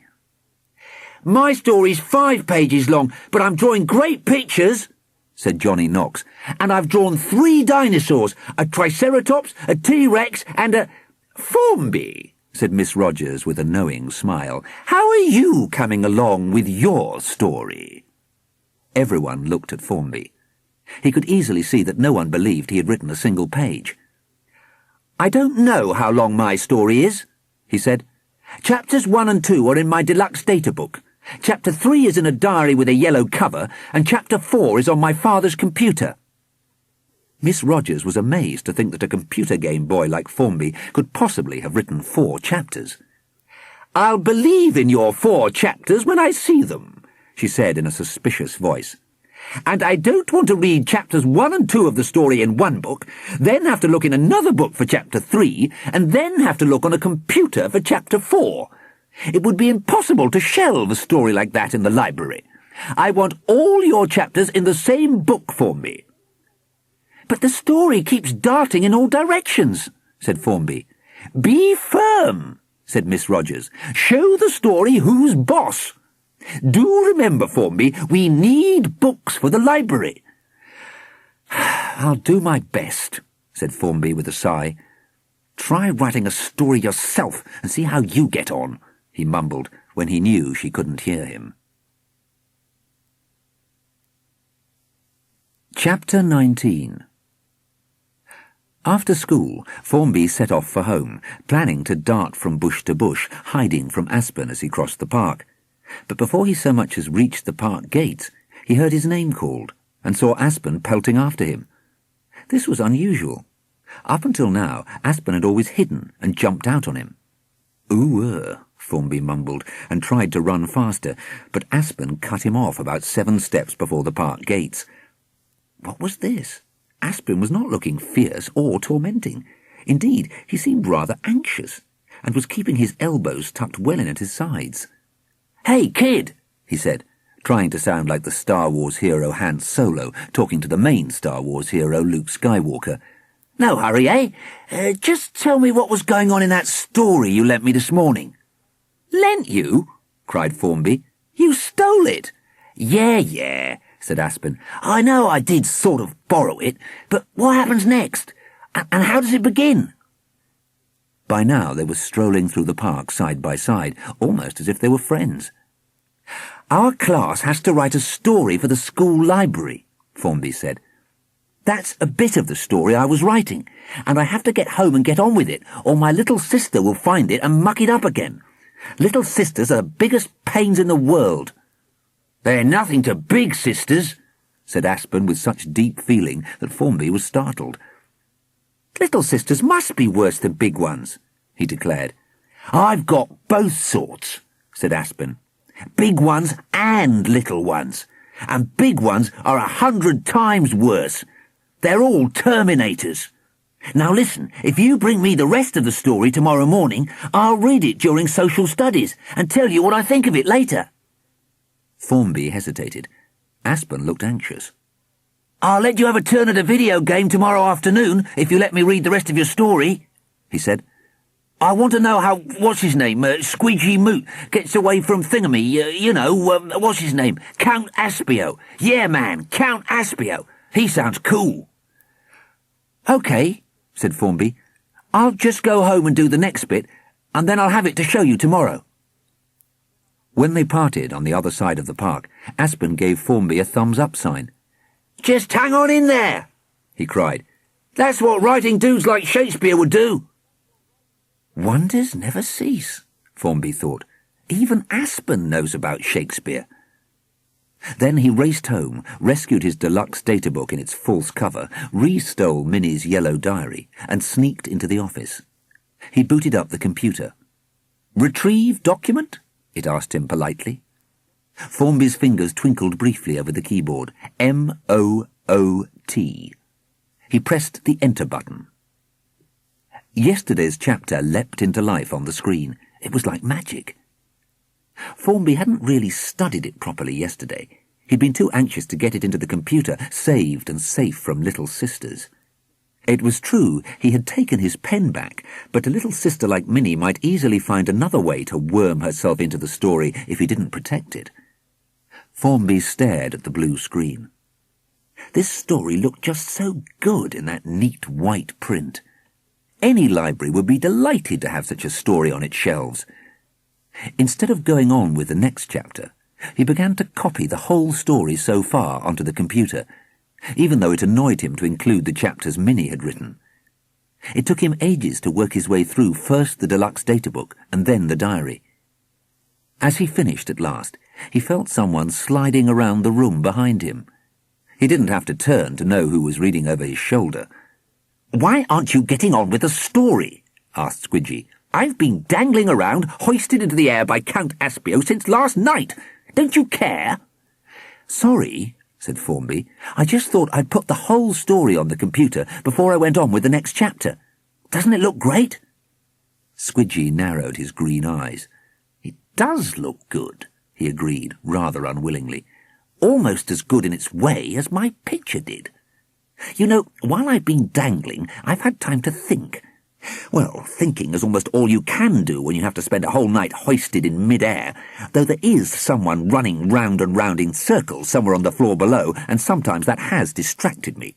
Anyhow, I've been thinking about that picture I improved, whenever the sound of those desperately running feet faded for a moment or two. Thanks to you, painting has been much more fun than anything else in the story. More fun than wickedness." "You certainly made the picture look a lot more like you," said Formby, anxious to keep him happy. Squidy began strutting around the room, smiling to himself and glancing at his reflection every time he passed the tennis cup that Mr. Mackinaw had won in his distant youth, and which was kept highly polished. Meanwhile, Formby turned back to the computer, eager to begin a new chapter of the story. Chapter 20. "Quickly, before I tear you apart!" roared a sinister voice. "Are you a burglar or an art critic?" Quidy Moot could not believe his ears. The voice was sinister, all right, but it was not the voice of Count Aspio. Squidy suddenly understood. He was being hoisted into the air by Professor Mockery. Who would have thought that a man with a moustache like that could have muscles as well? "I'm an art lover! An art lover!" cried Quidy Moot, anxious to reassure the powerful professor whose moustache was tickling his ear. Professor Mockery let him thump onto the floor in a tangled heap. "What? A genuine art lover climbing the internet and sneaking into my studio late at night?" he exclaimed in an altered voice. "I suppose it's possible. Stand up and let me look at you more closely." "I was hungry for art," mumbled Quidy Moot, thinking quickly. "I just longed to see your wonderful paintings." "And what did you think of them?" cried Professor Mockery. "They filled me with dreamy wonder," said Quidy Moot quickly. There was a dead silence. Squidgy dared to shoot a sly glance at Professor Mockery. A broad, beaming smile was creeping out from under the moustache, just as sunshine might creep from under ragged grey storm clouds. "An art lover!" the professor exclaimed. "A true art lover! Yes, now I look at you more closely, I can see you really are an art lover. I thought at first you were a mere burglar, trying to steal one of my sister's scientific secrets. We do get them dropping in from time to time. Stand up, don't be shy." Squidgy staggered to his feet. "I did wonder if I had accidentally wandered into a scientific laboratory," he said with great cunning. "Oh, I do take my inspiration from science," said Professor Mockery, "and science often takes its inspiration from art. It's a great circle. My little sister, for example, has used my ideas in the various video and computer games she has invented, and I use her scientific ideas in my pictures." "Did you say something about having a little sister?" asked Squidgy in dismay. "Yes," said Professor Mockery, "Elseviera, and she can be a great pain sometimes, but I don't suppose you have any idea what little sisters can be like." "I certainly do," cried Squidgy with such sincerity that the professor beamed even more broadly. "I see we have a lot in common," said Professor Mockery. "Which of my pictures is your favourite?" he asked, sounding greedy for praise, as artists sometimes are. "I think this one is sensational," Squidgy Moot said, pointing at his own portrait. "Where did you get the idea for such a wonderful picture?" "Ah, that one," cried Professor Mockery. "You have chosen well. It is an impression of the famous villain, Squidgy Moot. I have never met him, of course, but I have been haunted by the poster the police pasted onto the post office wall. That picture stands for doom and danger, for the dark side of life. I haven't got it quite right yet, but it's getting there." He broke off, looking at the picture, and his expression changed. "Though it looks a lot better than I remembered. How amazing! Perhaps I improved it in my sleep. We artists often do things in our sleep that wide-awake people wouldn't think of doing. Perhaps I should sleep more often. In fact," he went on, sounding excited, "the longer I look at this picture, the more clearly I see that it is out and away the best thing I have ever done. I have a feeling that I will bask in glory because of this painting. I'll probably make a lot of money out of it." A spasm flickered across Squidgy's countenance. He opened and shut his mouth a few times, as if he had suddenly seen his own face smiling back at him from a golden frame glittering with diamonds. "You know, there is a distinct resemblance," said Professor Mockery, peering from Squidgy Moot to the picture and then back to Squidgy once more. "Is it possible that... I mean, can it be that you are actually Squidgy Moot himself?" "It can. I am," said Squidgy, strutting a little. "I am an art lover and a villain as well." "Oh, what glory!" shouted the professor. "My pictures must have become valuable enough for a Squidgy Moot class of villain to steal." But at that moment, every picture on the gallery walls began to rattle, like false teeth chattering at the South Pole. "That's my sister!" cried Professor Mockery, spinning around. "What does she think she's doing now? Oh, it's terrible the way a scientist makes pictures rattle on walls and then hang crookedly. I'm always trying to straighten my art." "That's my sister!" yelled Squidgy Moot, leaping in the air. "I shut her in the wardrobe, and she's probably trying to get out. I mean, it sounds as if someone somewhere is running in circles, and it's rattling the whole house." He ran from the gallery to the bedroom next door. "Stop it!" he yelled, flinging the wardrobe door open. But what was this? The wardrobe was empty. There was no one and nothing in it, not unless you counted the big hole in the wardrobe floor. "That wasn't there before!" cried Squidgy Moot. Then through that hole, far, far below, he caught a glimpse of his little sister, together with a strange woman. They seemed to be running in circles, looking anxiously over their shoulders as they ran. He saw them both quite plainly through the hole in the wardrobe floor, and then they vanished, though the sound of running still beat at his ears. "What's Elseviera running away from?" asked Professor Mockery, peering over Squidgy's shoulder. "Really, you would think that even a little sister like her would have more sense by now." Then far below, a sinister shape suddenly sprang into the centre of that hole, framed by broken boards. All that was left of what had once been a perfectly serviceable wardrobe floor. Both big brothers gasped in horror. "Count Aspio!" they cried as one big brother. "Nina!" shouted Quidy Moot. "Why doesn't she fire her zoot boots?" "Elseviera!" gasped the professor. "Confound it! I'll have to rescue her. That's the trouble with little sisters. You have to rescue them in moments of crisis. Will you jump down first, or shall I?" he added with old-world courtesy. Mumbled Squidgy. Of course he was keen to rescue Nina, but it was a long way down. As he hesitated, Nina ran into sight once more. She turned, she leapt, she kicked her feet into the air. There was a flash of eerie light. 2 streams of glittering particles arched through the air. Quidy Moot knew immediately what had happened. Nina had fired her zoot boots. And to his horror, Quidy Moot felt the floor next to the wardrobe, the very floor on which he was kneeling, groaning, tilting, then shivering to bits beneath him, and beneath Professor Mockery too. For Nina had missed Count Aspio and hit the ceiling above her. And in certain houses, a sister's ceiling can be a brother's floor. Quidy Moot and his new friend and admirer, Professor Mockery, finding that they had nothing left to kneel on, had no choice but to tumble into open space, both screaming as they fell. Chapter 21. Having got the story to this stage, Formby carefully printed it out twice, once for himself and once for Aspen Twinkler. He showed it to Quidy Moot, thinking his villain would be delighted. But Quidy Moot seemed strangely absent-minded. Formby nudged him. "See?" he said. "I told you I'd fix things.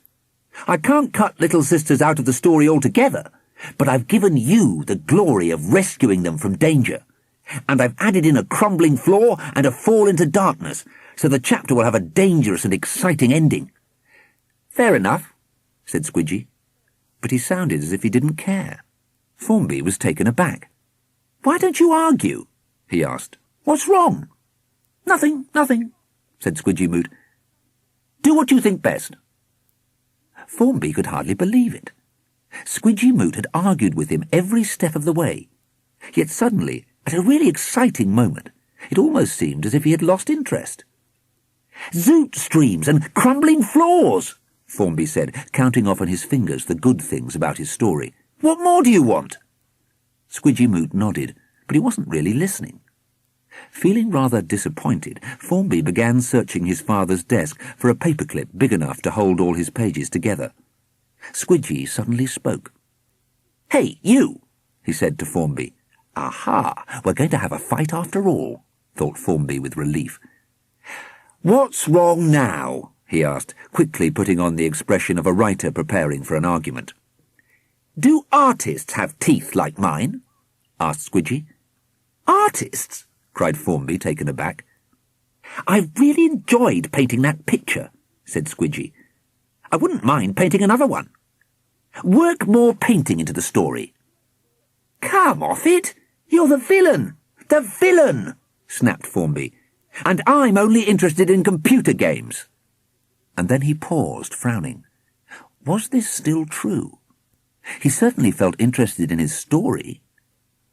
As he puzzled about this, he saw Quidy Moot growing misty around the edges and begin floating towards the computer. "Where are you going?" he cried. "I just thought I'd slide into the computer and float down the telephone wires," said Quidy Moot. "I am going to travel by internet, and when I arrive at the library computer, I'm going to get off and check up on art. $1 million for a painting! Hey, wacko!" "Not every painter gets paid $1 million, said Formby. "Only famous dead ones." But Squidgy had already disappeared, and without so much as saying thank you to the writer who had given him, and all without meaning to, a totally new interest in life.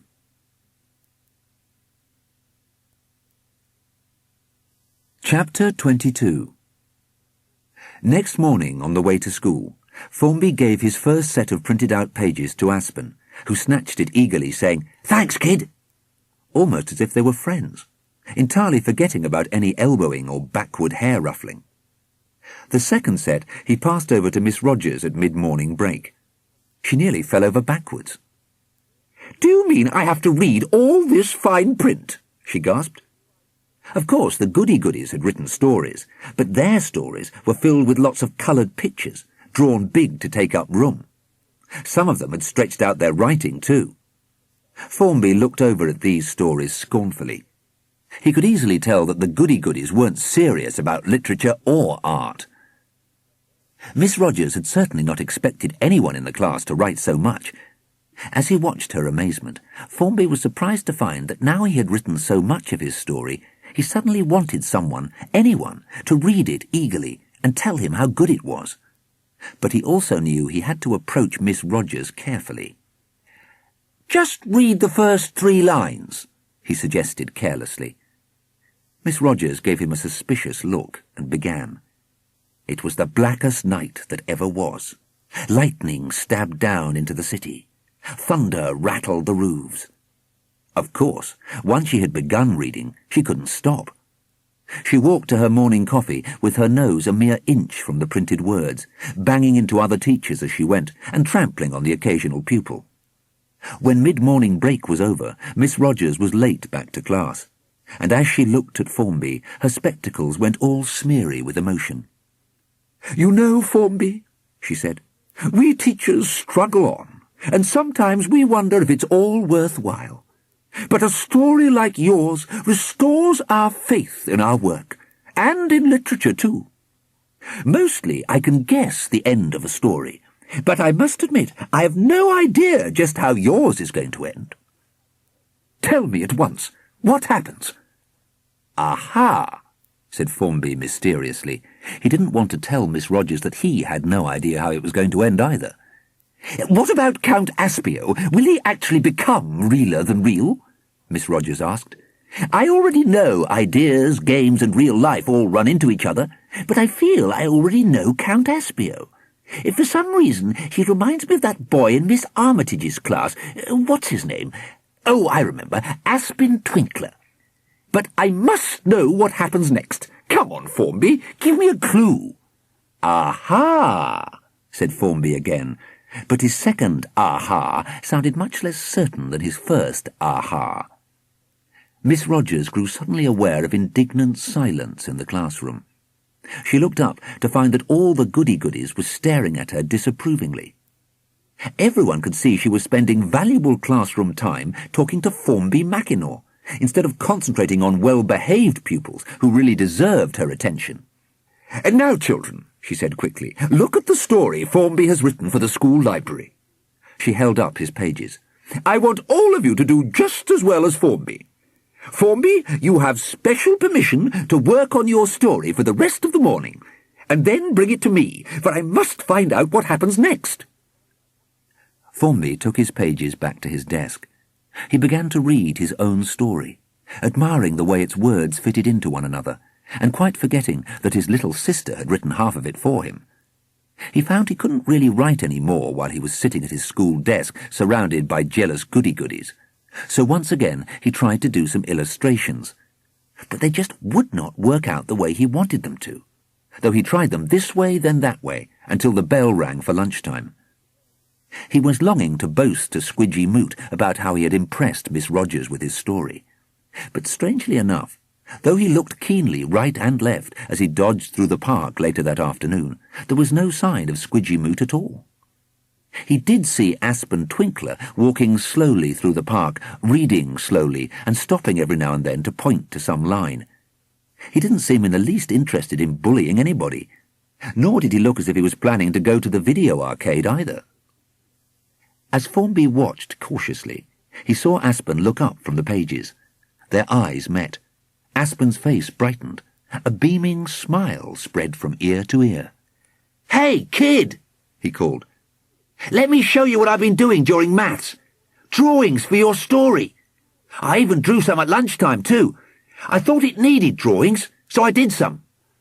"Hold one up," said Formby, anxious not to put himself in Aspin's elbow range. Aspin shuffled among the papers, then held up a drawing in black and purple felt pen. Formby gasped. That drawing was amazing. It showed Squidy Moot scrambling up the internet, and every little bit of it was exactly right. "Hey!" he cried to Aspen. "You're an artist as well as a bully.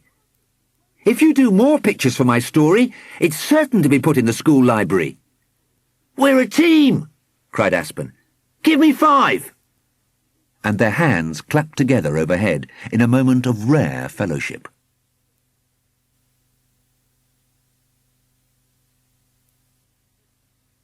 Chapter 23. Formby arrived home to find his mother gossiping with a neighbour. They had both been watching the famous afternoon soap opera called Velveteen on television. It was about 2 families who ran rival dance studios, and the mother of one family was giving secret tango lessons to the brother of the wife of the man who was father to most of the second family. "But Hurley was never really married to Merle," Formby's mother was saying. "They only pretended to be married so he could charge her against income tax." "No, don't you remember?" cried the neighbour. "They pretended to pretend so that Lurley wouldn't get jealous and refuse to close the deal with Burley. They wanted to make sure the tap dancing course with Furley went ahead as planned." "Where's Minnie?" Formby asked. "Oh, she came home and ran straight off to the library," his mother said, her head still full of Velveteen. Formby raced into his father's office and switched on the computer. There was that strange blue flash, and immediately the picture of Count Aspio began to fill the screen. But Formby was too quick for it, and he hastily hit Retrieve File with a bold finger. Count Aspio snarled at him, but Formby tapped in the file name, Moot, and Count Aspio was forced back behind the lines of neat printing. There was Formby's story. How great it looked!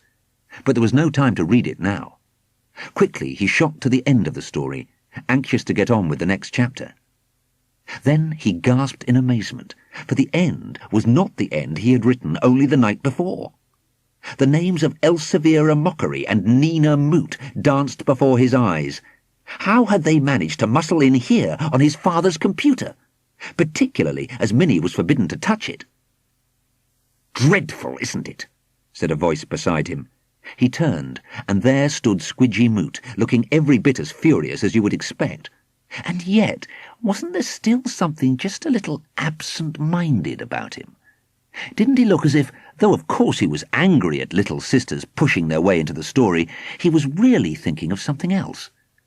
And he looked different in other ways, too. For one thing, he had a black eye. Well, that was only to be expected. Villains frequently have black eyes and broken noses due to some act of wickedness that has gone wrong halfway through. But Squidy Moot was now sporting a black beret on his wild hair, and his shirt and blue pants had been replaced with a floppy smock and velvet trousers. He wore a paintbrush dripping with red paint stuck behind his ear. But there was no time to argue over the velvet trousers and the paintbrush. "Minnie!" Formby exclaimed, pointing at the new print on the screen. "I shall tell my father that she's been sneaking in here and using the computer without permission." "But she hasn't," said Squidy Moot. "She's using the computer in the children's room at the public library to break into this computer here," Squidy said. "Minnie has become a hacker." "I didn't know Minnie could hack," cried Formby. "How did you find out what she was up to?" Squidy Moot laughed bitterly. "Remember I told you I was going to go to the library to do a bit of research on art?" he said. "Well, I was just shooting along through the internet cables, minding my own business, and I met Minnie's piece of the story coming the other way. I ran straight into it, a head-on collision. I tell you, Formby, it's a jungle in there." "Did the story give you that black eye?" asked Formby. "Yes, but forget my black eye," Squidy exclaimed. "We villains expect a few black eyes from time to time. Just read what your little sister has written, and then get us out of this new tangle. You're the author. It's your job to rescue your villain when the story, not to mention the house, starts falling to bits around him." So Formby started to read Minnie's new internet chapter. Chapter 24. The hideous red mist drifted out of the broken pod. And then, suddenly, the terrible figure of Count Aspio came leaping through the mist, straight for Nina and Professor Elseviera. How fearsome he looked as he flew through the air, waving his laser sword in one hand and his zoot gun in the other. His bronzed arms were knotted on either side of his elbows, with muscles as big as ripe watermelons. "At last!" he shouted. "At last! I have made the right connection. Ever since I was first drawn, I have been part of a stupid game for little children. But now I can take over everything. This story first, then all the stories on television, then the story of the world, and then the story of the whole universe. I will be the master of all stories." He fired his zoot gun into the air, filling the great echoing laboratory with laser light. "Turn him off! Turn him off!" yelled Nina. Professor Elseviera ran to pull the 6 plugs clustered around the socket in the wall. "Too late! Much too late!" yelled Aspio with a mocking laugh. He fired his zoot gun first at the plugs and then at the 2 red switches beside Nina. "Take that!" he cried. A flaring stream of zoot particles struck the power point, then looked over at Nina with a face the colour of wallpaper paste. "All the plugs have melted into the master plug, and the master plug has melted into the socket. I can't unplug him now. Oh, I should have been much more careful." The extension cords all began lashing like rats' tails. "Don't panic!" Nina Moot yelled to Professor Elseviera, leaping high and clicking the heels of her zoot boots together mid-leap. "Little sisters will save the world!" She kicked up her feet, and a stream of zoot particles shot from her toes. But Count Aspio deflected them with his laser sword, and they streamed upwards at a sharp angle, striking the ceiling above, close to the hole she had made escaping from the wardrobe in the first place. The ceiling crumbled more dangerously than ever, and at that moment, from somewhere above them all, came a shriek of despair. No, 2 shrieks. Screams, really. Chapter 25. "This is terrible!" cried Formby. "Minnie is only a little sister, and she's lost control of the story. You must rescue her, and rescue the story too." Quidy Moot took action. He pushed Formby out of the whirl-around chair and leapt into his place in front of the computer. Chapter 26. Quidy Moot and Professor Waldo Mockery plummeted down like angels who have used so much energy doing good deeds that their wings have lost all flat power. Down, down they plunged into the laboratory below, screaming every inch of the way. Chapter 27. "Hey, wacko!" Squidgy cried triumphantly, spinning himself round and round on the whirl-around chair. "Action! Poetry! Your turn now!" Formby took a deep breath and tried to think carefully, something that authors, distracted by the excitement of their own stories, find very hard to do. "And no shooting or zooting into the air now the ceiling is full of holes!" Quidy Moot shouted. "I don't want that good picture of me, the one I improved so much, to suffer zoot damage." Formby turned on him. He saw with amazement that though his hair was still like black fur, Squidgy's teeth were not quite as much like fish teeth as they had been. Even his wicked expression seemed to have changed. "What's wrong with you?" he cried. "You said you wanted wickedness and glory, and now you're turning into a sort of hero." "I am not," Squidgy cried, deeply insulted. "But now I want to show my wickedness and glory in the pictures I paint, and then to sell them for $1 million each." "But villains can't be artists," Formby said disapprovingly. "Who says?" yelled Squidgy. "Lots of people have 2 jobs. Stop talking like a goody-goody." "I am not a goody-goody," roared Formby, turning red with fury. "Goody-goody," sneered Squidgy, dancing a mocking dance just out of Formby's reach. Then his expression changed, and his eyes popped. "Hey!" he cried in a suddenly altered voice. "Look! The story is going on under its own steam!" Formby swivelled round and stared incredulously at the computer screen. Words, line after line of them, were appearing on the screen. Words which Formby certainly had not planned. Yet there they were, marching along like well-behaved cows at milking time. "Minnie!" Formby hissed. "She must be using the library computer to hack into the story." "Shut up and read," said Quidy Moot, "and we'll strike back as soon as there is something to strike at." Chapter 28. "Your end has come, Elseviera Mockery, Pewter World, and to play dangerous games there. But you forgot that when people can get in, other people can get out. People like me. Now, do you want to be sliced with the laser sword, zooted with the zoot gun, or given the elbow torture? And now, behind him, aliens of all kinds were oozing out of the realer-than-real pod. A giant slug, a small sludge dragon, eagle men, wolf women, and serpents with wings. They screamed and snarled as they wriggled out of the realer-than-real and into the ordinary world. "Our hour has struck!" Aspio shouted, raising his laser sword just as if he intended to behead Elseviera then and there. But at that moment... Chapter 29. Formby had had enough. He knew he must act quickly before his villain turned into a total artist, or even a hero, and before Count Aspio did something so violent that Miss Rogers would not let the story into the school library. Not only that, Quidy Moot and Professor Mockery had been falling for ages. It was time they landed. And Quidy Moot had particularly asked that he should not fall into a bed. At that very moment, just when he needed it, Formby had a good idea. Chapter 30. But at that moment, he typed in, his fingers dancing across the keyboard, skillfully stealing the story away from Minnie once more. Something fell, crunch, right on top of Aspio. Crunch again. "Hey, wacko," moaned a faint voice. Aspio had been struck by 2 crunches, one after the other. The first was Professor Mockery, closely followed by the second, Quidy Moot. Aspio had not expected attack from above. It bowled him flat on his back.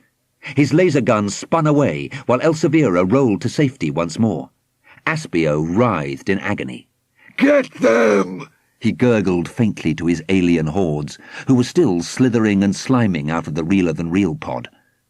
They attacked at once. Battle was joined. Elseviera was just scrambling to her feet when, squelch, the giant slug flopped upon her, wrapping itself around her arms and legs. Meanwhile, the small sludge dragon sank its fangs into Nina's left zoot boot. She could not kick herself free, and she could not twist her right foot to a good shooting angle, so she was forced to hop around looking absolutely ridiculous. As for Aspio, he recovered with great alien speed. Foaming with fury, he made at once for Professor Waldo, who was staggering in circles, utterly confused. Imagine Professor Waldo's feelings when he found himself confronted by a ferocious alien, an alien he actually recognized. "Get away!" Professor Waldo yelled at them. "You're nothing but ghosts, mere sketches drawn to entertain a little sister." "There's nothing mere about art," snarled Aspio. "You drew us, and here we are, realer than real." But Quidy Moot grabbed both the Easy Squeeze sauce bottle and the big salt cellar from Professor Elseviera's desk. Squeedle, schloop. He tossed salt all over the giant slug, which immediately released Elseviera, squirming and roaring as it did so, for it could not bear salt. And at the same time, Quidy Moot was squirting tomato sauce into one of Aspio's bright red eyes. Chapter 31. "Tomato sauce?" yelled Quidy Moot. "Have a heart, Formby. A villain like me can't fight with tomato sauce. How about a laser sword or zoot boots like Nina's? Please, please, I beg you, anything but tomato sauce." "No!" yelled Formby. "Look, look!" Words ran like maddened beetles across the screen. Minnie's words, squirming through the internet and finding their way into the story. Chapter 32. But now the wonderful Nina leapt into battle.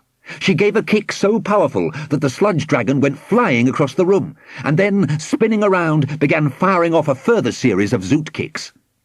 She also snatched up the loaf of French bread from Professor Elsevier's desk, and, quick as a minnow, she struck the sludge dragon at the back of his knees. That breadstick was extremely stale. It was as hard as a club, and it was also covered with various greenish moulds, for it had been lying around Elsevier's desk for days.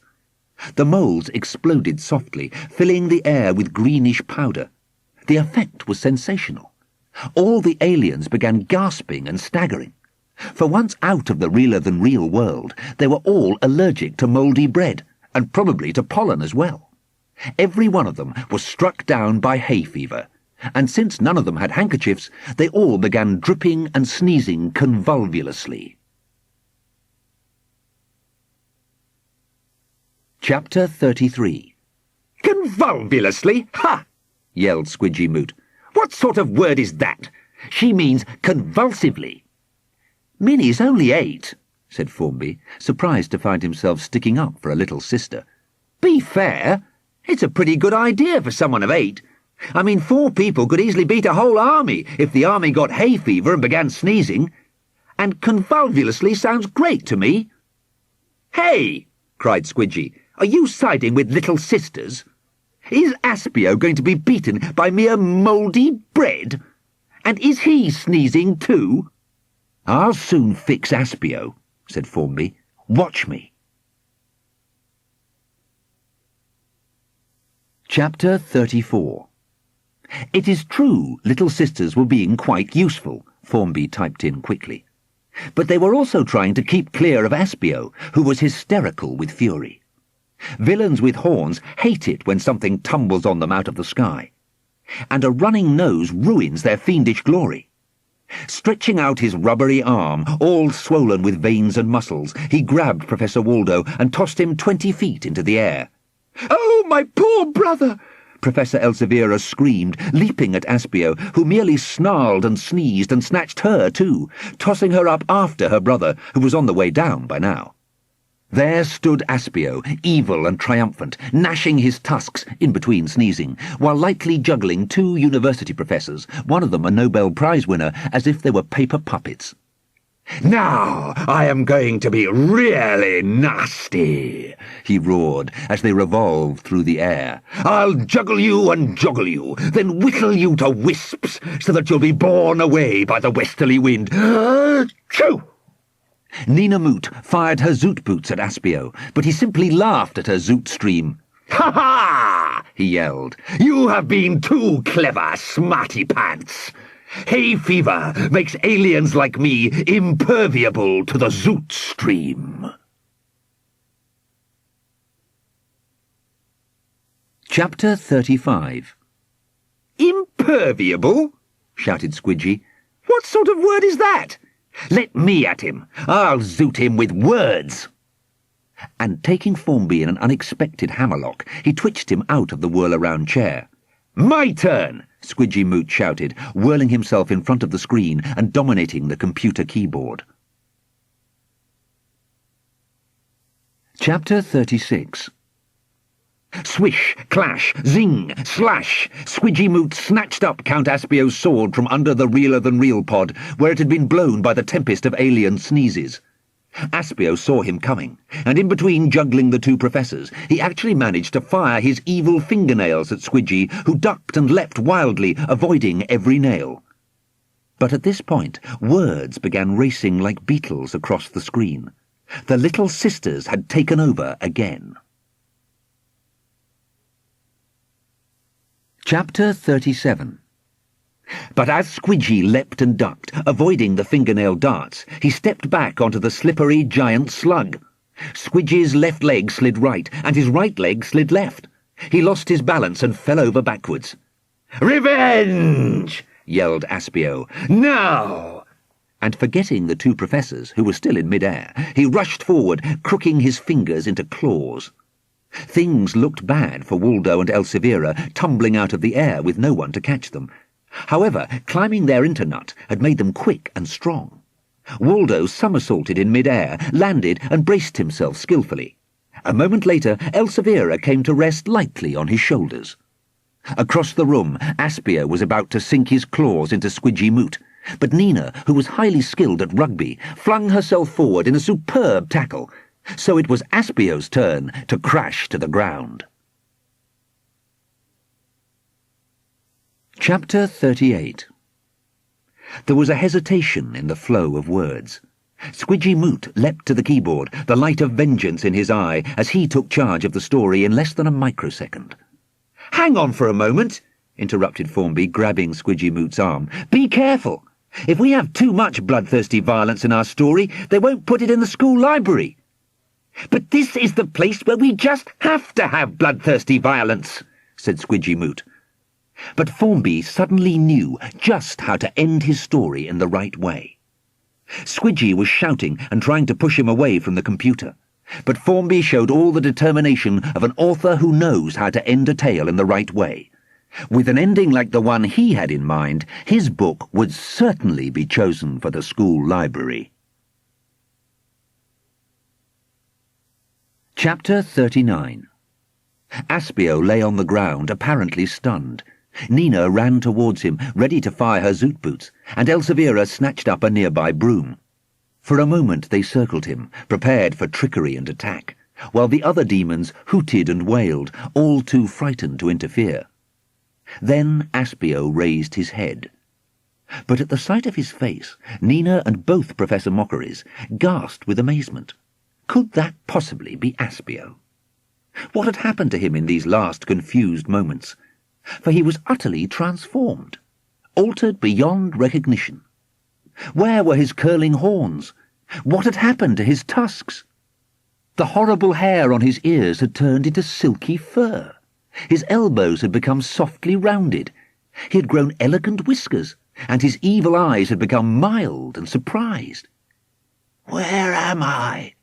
Who am I?" he asked in a new, gentle voice. "What are you?" cried a chorus of voices, for Nina and both professors were absolutely bewildered too. "I have saved you all," cried a solemn voice from somewhere beyond them. Everyone swung round. There stood Quidy Moot, triumphantly waving the bottle of easy-squeeze tomato sauce. He was posing in front of the first drawing of Aspio that had ever been drawn. The very same drawing that Professor Waldo had drawn for his little sister all those years ago, when they were orphans in the house of their neglectful uncle. But the picture had been changed. Squidgy had altered it. By firing tomato sauce at it with the deadly accuracy of a true artist, he had changed Aspio from a horned demon raging out of the realer-than-real to a sweet pussycat man from the planet Purpur. "What's going on?" asked this bewildered stranger in a soft, rumbling voice. "You have just been saved," cried Quidy Moot, "by me. There is no doubt about it. During the course of this story, I have turned from a villain into an artist. So in a way, I have saved myself too. Saved myself from being a villain. Saved myself through something that could make me even more money than wickedness. And now I have saved you too. We have both been saved. Saved by art." Chapter 40. Formby fell back against the back of the whirl-around chair, totally worn out. "Hey, wacko!" yelled Quidy Moot. "Quickly, seal the story off while it's in a state of perfection." "How?" gasped Formby. "2 words is all it needs," said Squidgy. "Then no little sisters will be able to ruin things by adding bits on." "Ah, they're at it already," gasped Formby. But Minnie, on the computer at the public library, had only 2 words to add to the story, and even Formby had to admit they were the right words. Exactly right. Chapter 41. The End. Chapter 42. "Those were the very words I had in mind," said Quidy Moot in amazement. "There are times when little sisters aren't so bad after all. It must be because they copy their big brothers." But Formby wasn't so sure. Chapter 43. A week later, there was an assembly for the whole school. The pupils were all lined up in fairly straight lines.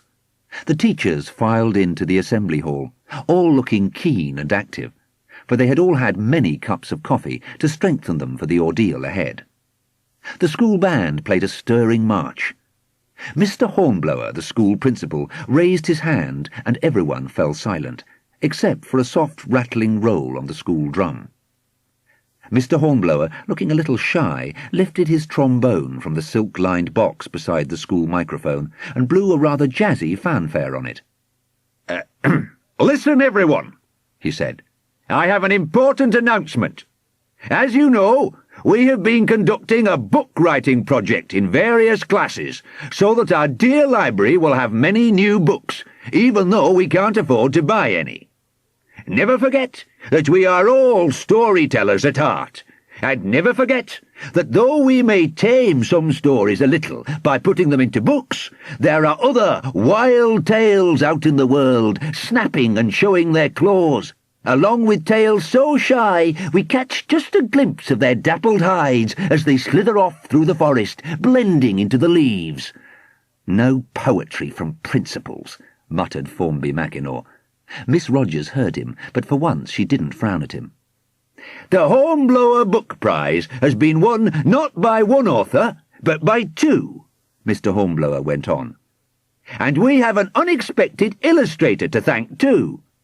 He paused and glanced over at Aspen Twinkler, who was easy to see because he was taller than anyone else in his line.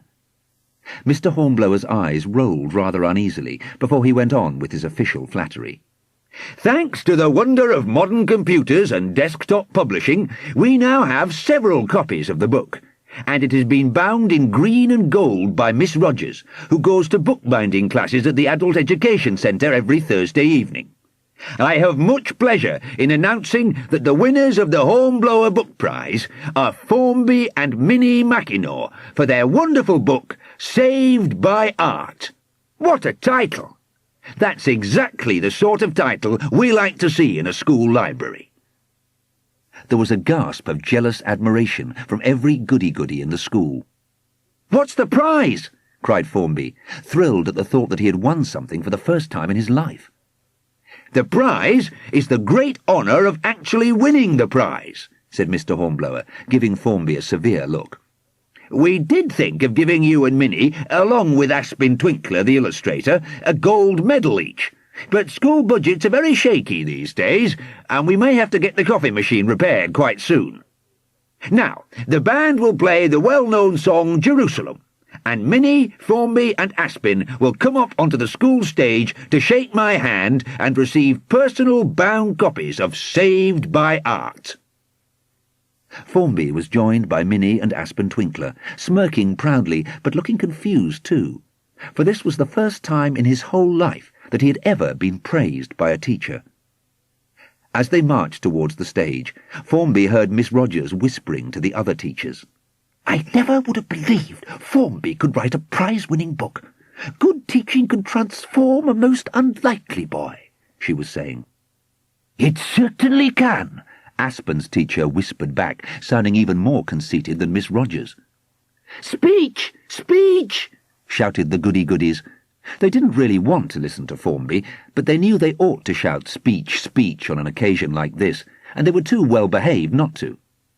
As for Formby, he was feeling so pleased with himself, he felt he could afford to be generous. He looked out over the other pupils, all writers in their own ways, though just not as good as he was. And there, on the far side of the rugby football field, he saw a line of figures watching from the shadow of the playground tree. He could make out the two professors' mockery, the big brother and the little sister, with their arms around each other's shoulders. And there was Quidy Moot in his black beret, sketch-pad in one hand, while holding out a pencil at arm's length in the other, getting a line on the glorious scene so that he could sketch it. And there, beside him, was Nina, dancing and firing coloured rockets from the zoot spikes at the end of her boots. "I know I deserve this great honour," Formby said modestly, speaking to Quidy Moot and the others just as much as he was speaking to the assembled teachers and goody-goodies. "But I must admit that I couldn't have written this book without Aspen Twinkler's elbows, along with his illustrations, and without Minnie, my little sister. All great authors need little sisters to help them push the story along." As he gazed at their names in gold print on the forest green cover, Formby felt his nose begin to run through sheer happiness, as well as a little hay fever, and he was forced to wipe it on the sleeve of his school blazer. Luckily, Minnie was there to take over. "And little sisters all need challenges in life," she said, also gazing rapturously at the golden names. "Without big brothers constantly jeering at us, our characters wouldn't develop." "I don't expect I'll need to elbow anyone for a week," said Aspen, rolling his eyes with shyness. "I'm starting my own horror comic, and it takes a lot of work." The teachers leapt to their feet, applauding madly. The band began to play. The characters from the book began to dance in the shadow of the playground tree. Then the teachers began running around like sheepdogs, barking and herding all the pupils into the school. Later that day, Formby and Minnie ran home together without stopping off at the video arcade. They were both anxious to show their parents the beautifully bound book, with their names printed in gold on the green covers. Mr. Mackinaw had come home early from work, troubled by a severe headache, the result of watching late-night horror films on television. He and Mrs. Mackinaw were having a cup of tea and watching a documentary about famous paintings, as they waited patiently for what they really wanted to see, a tale of crime and treachery in a large hospital. Naturally, they were amazed by the wonderful green books and the gold printing, and Mr. Mackinaw was so delighted his headache disappeared in seconds. "Of course, my grandfather was a great reader," he said over and over again. "The kids must take after him." "Oh, yeah? Tell me about it," said Mrs. Mackinaw sarcastically. Formby glanced modestly sideways while his parents began arguing over which side of the family was the most talented. On television, an art expert in glasses was speaking very seriously. "Of course, some paints don't last as long as others," he said. "Some of them dry up and flake away, and then whatever has been painted on the canvas underneath shows through. The famous painter Leonardo da Vinci did a few exquisite portraits using tomato sauce, but they quickly deteriorated." Some strange force made Formby tear his eyes from the television and look through the picture window. In their garden, beyond the broad beans, a strange figure had suddenly appeared. Silky cat's ears rose out of its red hair. Fine whiskers sprayed out on either side of its nose. It slowly turned its head to look back through the picture window, straight at Formby. The round eyes peering over the whiskers were gentle enough, and yet, as Formby peered back, a sinister expression crept into those eyes. They narrowed wickedly. The whiskers twitched, and one or two of them fell off. "Aspio!" hissed Formby, nudging Minnie. A passing breeze swept a strand of red hair away over the pumpkins. On either side of the head, something seemed to be twisting its way through the red curls. Formby gasped. So did Minnie. Surely they were looking at curling horns. "The tomato sauce is flaking away," hissed Minnie. Though painted out by Quidy Moot, the old Aspio was struggling into existence once more. The telephone rang. Formby, who was nearest, answered it. "Hey, kid," said a voice. It was Aspen Twinkler. "Hey, when you wrote about Count Aspio being so ugly and having such sharp elbows, you weren't thinking of me, were you?" "No way," said Formby, with great sincerity, but secretly crossing the fingers of his free hand so that he could tell lies freely. Through the window, he could see Count Aspio looking more and more the way he had looked in the beginning, as the dried tomato sauce flaked away in the breeze. "I reckon you were making fun of me," cried Aspen Twinkler. "You just wait. My elbows are nothing to my knees. I'll get you for this." "If you do that, I won't help you with your horror comic," said Formby quickly, "and I won't let you illustrate any of my other stories." "What other stories?" asked Aspen Twinkler. I'm writing a lot of other stories, said Formby, crossing his fingers even harder. Think about it. Then he hung up to give Aspen plenty of time for thinking. Dad, can we use your computer? Formby shouted. Luckily, the tale of the dangerous hospital was just beginning. Of course, said his father, greedily fixing his eyes on a particularly villainous doctor. I know I can trust kids who have written a book with gold printing on the cover. Formby went racing off to the office, Minnie at his heels.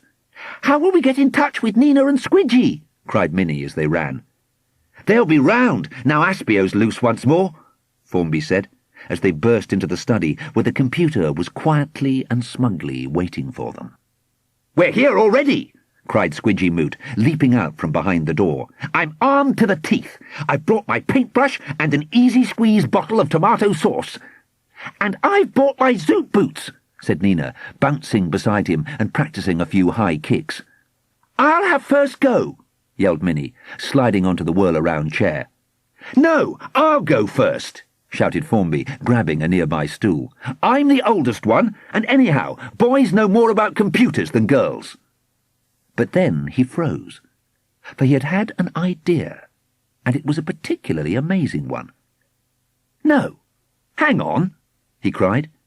Let's share. I was just going to say that, said Minnie, beaming. So, filled with good cheer and happiness, Formby and Minnie sat down side by side in front of the computer, where an entirely new horror story was lying wickedly in wait for them.